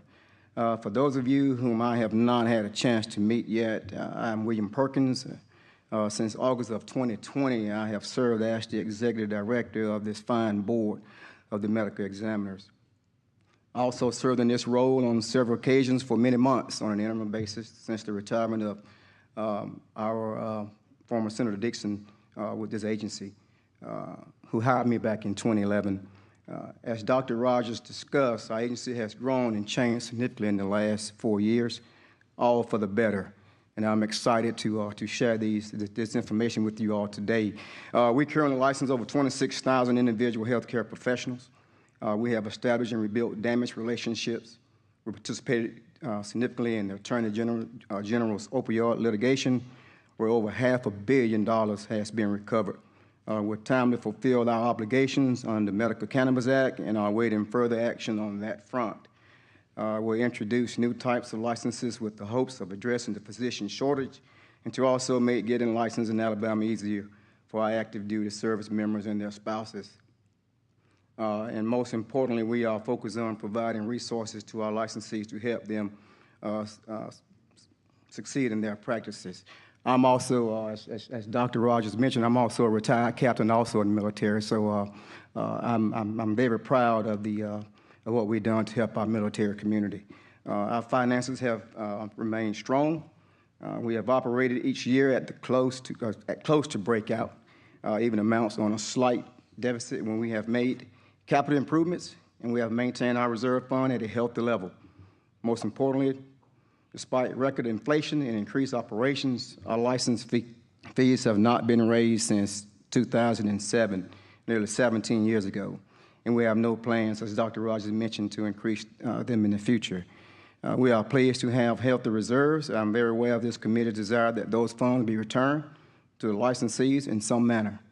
We're excited to announce that our board has made licensee education a top priority in its way to reinvest in our licenses and our licensees. We have budgeted significant funds to build up our education department and develop a comprehensive catalog of offerings for all of our licensees, all free of charge, both in person and online. Just like Ms. Benson mentioned about the nursing board, I feel the same way about this board, and I'm going to do my best to make sure that our licensees are taken care of as well, fairly. We have also offered 3 free courses live and online, and last month held a free seminar with over 150 attendees, receiving 12 hours of CME each. We have additional courses currently in production, including one on professionalism and sexual boundaries, as well as important courses on prescribing opioids and other controlled substances.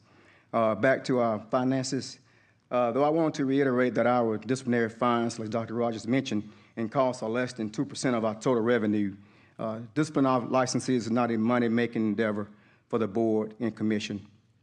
We do not rely on this revenue for our operation, and honestly, I would feel better if the funds we receive from fines went to address some worthwhile cause, such as medical scholarships, improving rural health care access, or something similar.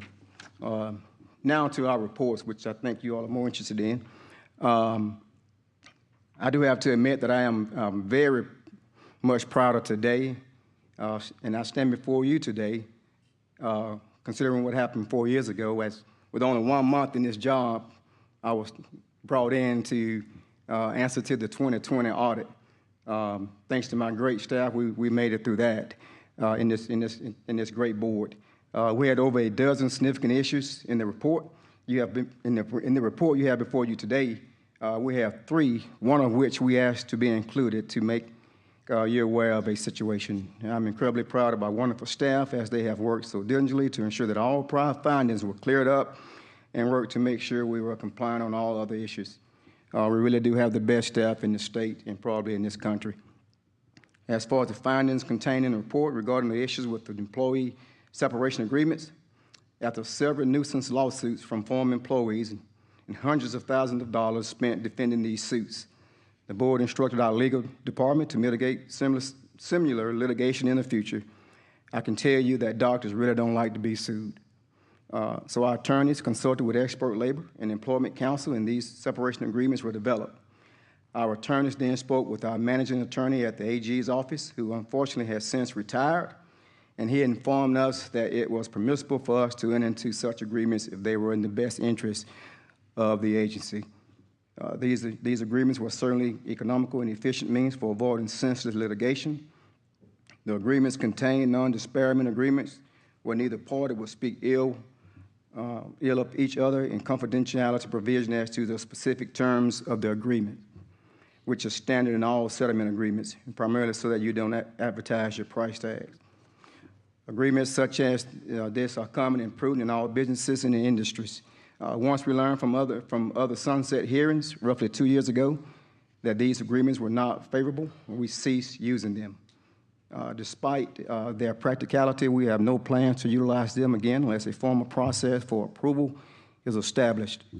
As for the findings on the posting of board vacancies, our staff consulted with the Secretary of State's office when this requirement was originally enacted in 2006.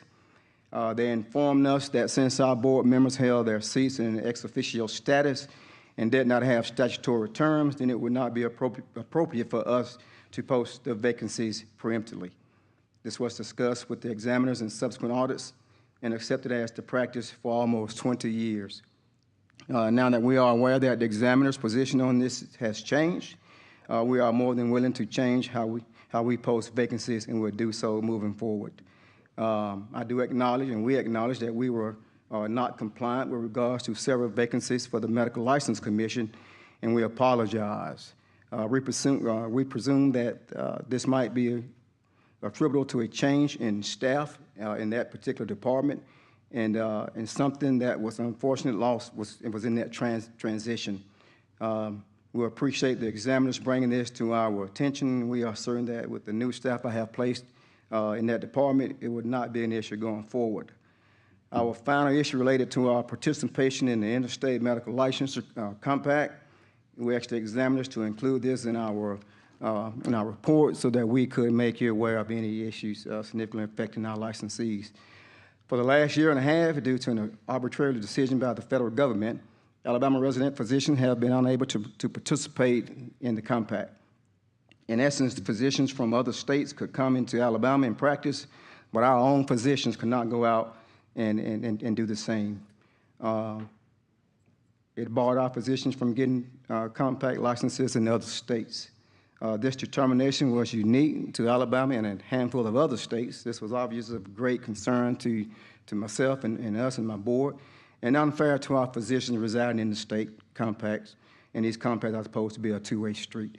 We worked closely with the LEA over the past 18 months to resolve this issue, and the legislature passed 2 bills in 2 separate sessions to try and fix the matter. But now this seemed to appease the federal government, and it was becoming apparent that they did not necessarily want us to resolve the issue.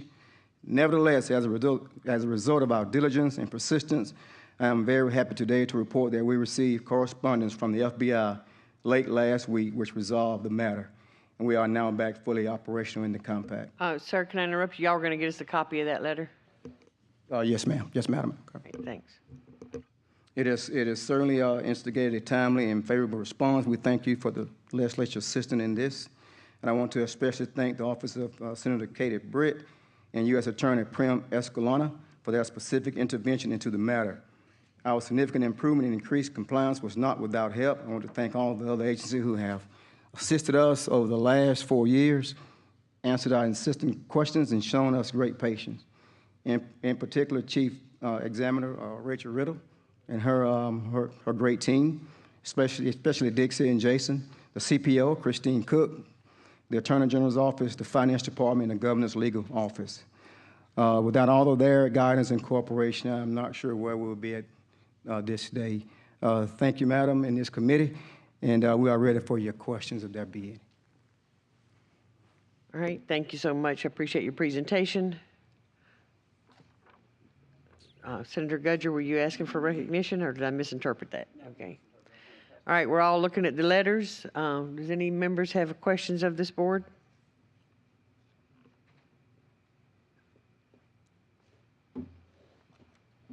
A question rather than a comment, Madam Chair, if I could. I mean, a comment rather than a question. Senator Barfoot and then Underwood. So I'm not saying this should be turned into the applause section for Mr. Perkins, but I have a comment to make about him. So I haven't known Mr. Perkins that long, and I think I'm a pretty good judge of character.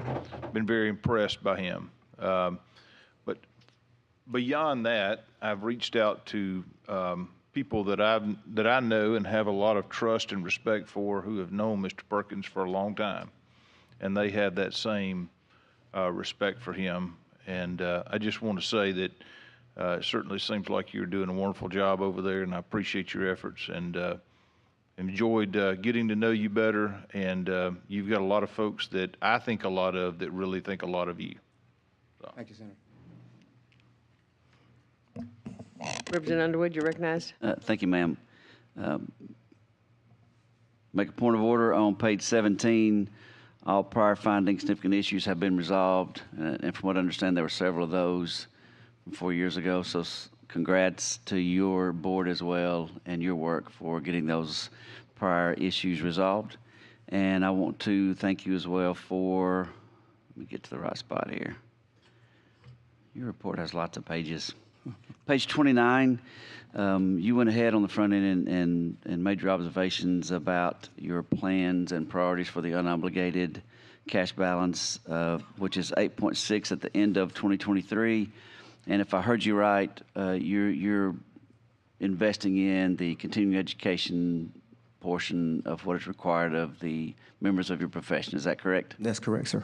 I want to thank you for doing that, and you providing that at no cost. Is that correct? That's correct. I'm out. Thank you, sir. Thank you. Pringle, you're recognized. Let me start out by, I know y'all are doing a good job of trying to resolve your issues over there, but the problem with the Medical Examiners Board, you inherited this problem. I know that. I've been around a long time. This was created by Larry Dixon, okay? Just put it on the table. There's only one person in this room that was there around here at the time when all this was going on. What I have a real problem with is the Examiners Board and the Professional Association are the same exact people. This is what happened at the bar, and this is the reason why the bar got in so much trouble, because the Alabama Bar and Bar Association had the same symbiotic relationship. Y'all feed off each other, and you cover each other's back, and I think it's going to get you in trouble. In fact, it has, because we're going to get to these non-disclosure agreements. It's too cozy. Y'all share offices, you rent offices from each other, you share parking spaces, you share employees. I know you've ended it, but I know the Medical Examiners Board at one time was paying the Medical Association's lobbyist on a contract that nobody really knew anything about. And y'all have done away with that. You're cleaning it all up. But here's the problem. Because of the way your board is constituted, and correct me if I'm mistaken, nobody on the medical examiner's board falls under the ethics law. How many other licensure boards in the state of Alabama are those board members not covered under our ethics law? Anybody want to tell me? You're the only one.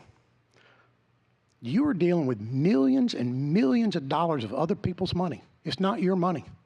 We gave you the power to levy taxes on doctors. You have a fiduciary responsibility to be accountable for that. And the people who are spending that money need to be under the ethics law. They need to disclose their financial statements. Because everybody else that serves on the state licensure board does, except for yours. And I have a super problem with that.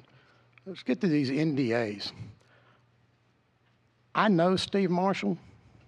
You cannot tell me one of Steve Marshall's lieutenants told you that you could break the law, it'd be okay. Those NDA agreements are illegal. They should never have been signed. And I want to know who got them.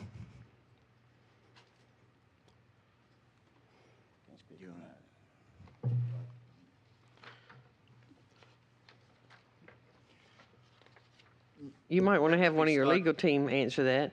I'd be happy to. I'm going to give the crayon explanation, which is first, at the time they were signed, we very definitely did think that it was okay. We thought it was preferred. There was communication with the Attorney General's office, not with the Attorney General himself, that said that that is a very common business practice. And compared to years of litigation, a cost-effective manner. Now, we've come to learn that that is not the favored route to take, and as a result, what I can assure you is that it will never happen again. But at the time they were enacted, it was very much thought to be the favored route. And I would love for legal counsel to weigh in if you would.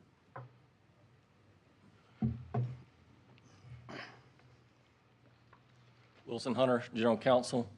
I think there was a question about the identities. We'd love to follow up with you separately, privately, so that we can comply with the agreement and go from there, but we don't want to release it in this public forum at this time. Did you sign those agreements? I don't recall if I did or not. I'm only the attorney. What? I'm the attorney, sir. I'm General Counsel. I don't know if I was a party to the agreement or not. I don't think I did. Who signed on behalf of you? It's $288,000 of taxpayers' money y'all used to buy people's silence. I'm on contract review committee. I've seen, you know, I watched y'all line up over $2 million, 12 different law firms on one lawsuit. 14 different law firms, over $2 million in legal fees y'all contracted for to shut down one lawsuit. Now I don't know why you want to spend listen, it just gives the appearance of impropriety over there. So heavy-handed to try and shut down any information coming out of that board. It just has the appearance of impropriety. Yes, sir. I hear you, and I'm not arguing that point. That's not our intention, nor was that part of our calculus. So that's why we stopped. We understand what you're saying, that it has a bad look. We don't want to have a bad look. We want to do things by the book. We want to follow the rules. You said we're trying to clean it up. We spend hours every week trying to find the right way to do things. I hear what you're telling us. We're taking it to heart. We've already taken it to heart. You're not going to see anything that looks ugly or improper from us. I promise you that. Well, we still have an issue of $288,000 of taxpayers' money that was spent illegally. Well, sir, happy to discuss with you further on that. We don't think it was illegal. I mean, is there going to be a clawback? No, sir. So these people got $288,000 illegally, and they're going to get to keep it? I don't believe it was illegal, sir. Attorney General says it is. I've not had that communication from him, sir. Well, did you get a letter in writing from the Attorney General's office saying you could do this? No, sir. This was something that our deputy that we talked to, who was oversight, he said okay. We didn't know there was going to be a change in policy or direction, so we didn't think we needed something in writing. That's not how he operated. You know, you call your superior, he says okay, you run with it. So he called his superior, the person that gave you the okay, and his superior said okay. I can't speak for what he did, sir. As you can tell, I'm not very pleased with y'all using other people's money to cover up stuff over there. We're not covering up stuff, sir. You spent a lot of money. I mean, I saw $2 million worth of contracts to try and shut one person down and silence him. Then I looked down and see $288,000 you gave 5 people to shut them down. Well, as you're showing, it's a business decision. Do you want to spend the money on attorney's fees? Or are you going to spend them another way, helping somebody maybe make a transition to a job that's a better fit for them? The problem is a private business, it's their money. Y'all's money's not your money. Y'all's money is the state money. Yes, sir. It's not y'all's money. And I hear these licensure boards come in and say, well, it's our money, we can do whatever we want. No, you can't. We don't look at it that way, sir. All right, as the attorney, would you recommend that your board members come under the ethics law? You want my honest opinion? I'm a former prosecutor. I was a federal prosecutor in Northern District. I've prosecuted, white collar, violent crime. I've looked at ethics law. It's hard to understand, and I keep our guys. One more time for the people in the back. Can you get that on? Mike, did you get that quote? Did y'all get that quote? I know nobody wants me to make a soundbite today, but I feel like we ought to have an honest dialogue about it. And you know what my position is? Steer the biggest boundary we can around it. Because right now it's hard to give people good guidance on what's against the law and what's not. So what we do, our guys aren't covered by it, but it directs what we do because we see the world universe of what's right and wrong, and we steer a big path around it to make sure we don't ever get close to that line. And that's our guidepost, sir. You did with these non-disclosure agreements. Sir, what do you want me to say? I'm sorry we messed up. If that's your position, we messed up, and we take your directive. Like we said, 2 years we haven't used them because we saw that was not what y'all thought was right. So, like I said, big boundary around the outlines of what's right and wrong, sir. And again, listen, y'all inherited this mess. I don't think y'all created it. Y'all came into this, and y'all have got to straighten some stuff out. And I commend you for the work you're doing. I think y'all are doing a good job. It's just that one kind of flew in my face because I saw the contracts on those other lawsuits, and it doesn't look good for y'all. We don't expect to have that look ever before you again. We handle things in-house. We handle it with people who are selected by the board. We have changed direction in a huge way from what you saw us inherit, sir. Let me digress onto the subject we had in front of the nursing board. I know y'all handle the problem with physicians that have addiction problems. Yes, sir. Y'all do it through MASA. I just was listening to that, and it popped in my head. I said, y'all probably need to work with the nursing board and some of these other medical licensure boards and come up with some type of uniformed procedure. Because we all know you're going to have people in your profession that are going to develop a problem. And it doesn't look like there's any cohesive way to handle that situation. So if you don't mind, if y'all would just put that on your radar, that y'all maybe work with some of these other licensure boards to address it. Yes, sir. It's a passion project for me. I believe that we can do more to add value to our licensees in that, and I'm personally working on that project and happy to collaborate with everyone. That's our MO these days. We want to collaborate. Yeah, we got nursing, we got pharmacy, yes, we got dental, we got all these other medical licensure boards they've all got the same problem. Yes, sir. All right. Listen, hope I wasn't too rough on you, but thank you for coming. Thank you for answering. Yes, sir. And Dr. Max. Sir. Thank you for delivering my beautiful son. And I look forward to an adult beverage at my wedding with you. I do as well. All righty. Any other questions? Representative Simpson. I'm going to need your card. I may need you to come testify at a hearing later on next session. Yes, sir. Any further comments? We appreciate your time here today. Thank you so much. Thank you, Chairman. All right, and before I'm not adjourning the meeting, so that everybody don't run for the medical examiners, of course, shockingly.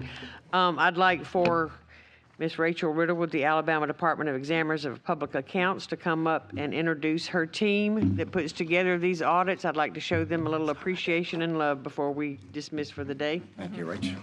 You're welcome. Y'all feeling the love back there? Because we do appreciate all the hard work that y'all do for us. Yes. So I'm going to start up here. This is Dixie Thomas. She's the head of our division that does the sunsets and does all regulatory boards. Back here is Laura Mest. She's an attorney for our office, and Jason Polk. He also works on other committees for the legislature, but he advises them. And then, Dixie, I'm going to let you introduce your examiners because there are a lot of brand new ones back there that we've gotten. We have Bobby Crawford, Charnel Martin, Robin Hutchison. She is one of my managers. Corey Lamaster, Kira Burston, Ashley Wynn, Braden Mitchell, Daniel Dupree. He is our other manager. Karen McClure, Michaela Manuel, Cheryl Dedon, and Mr. Rodney Wagstaff.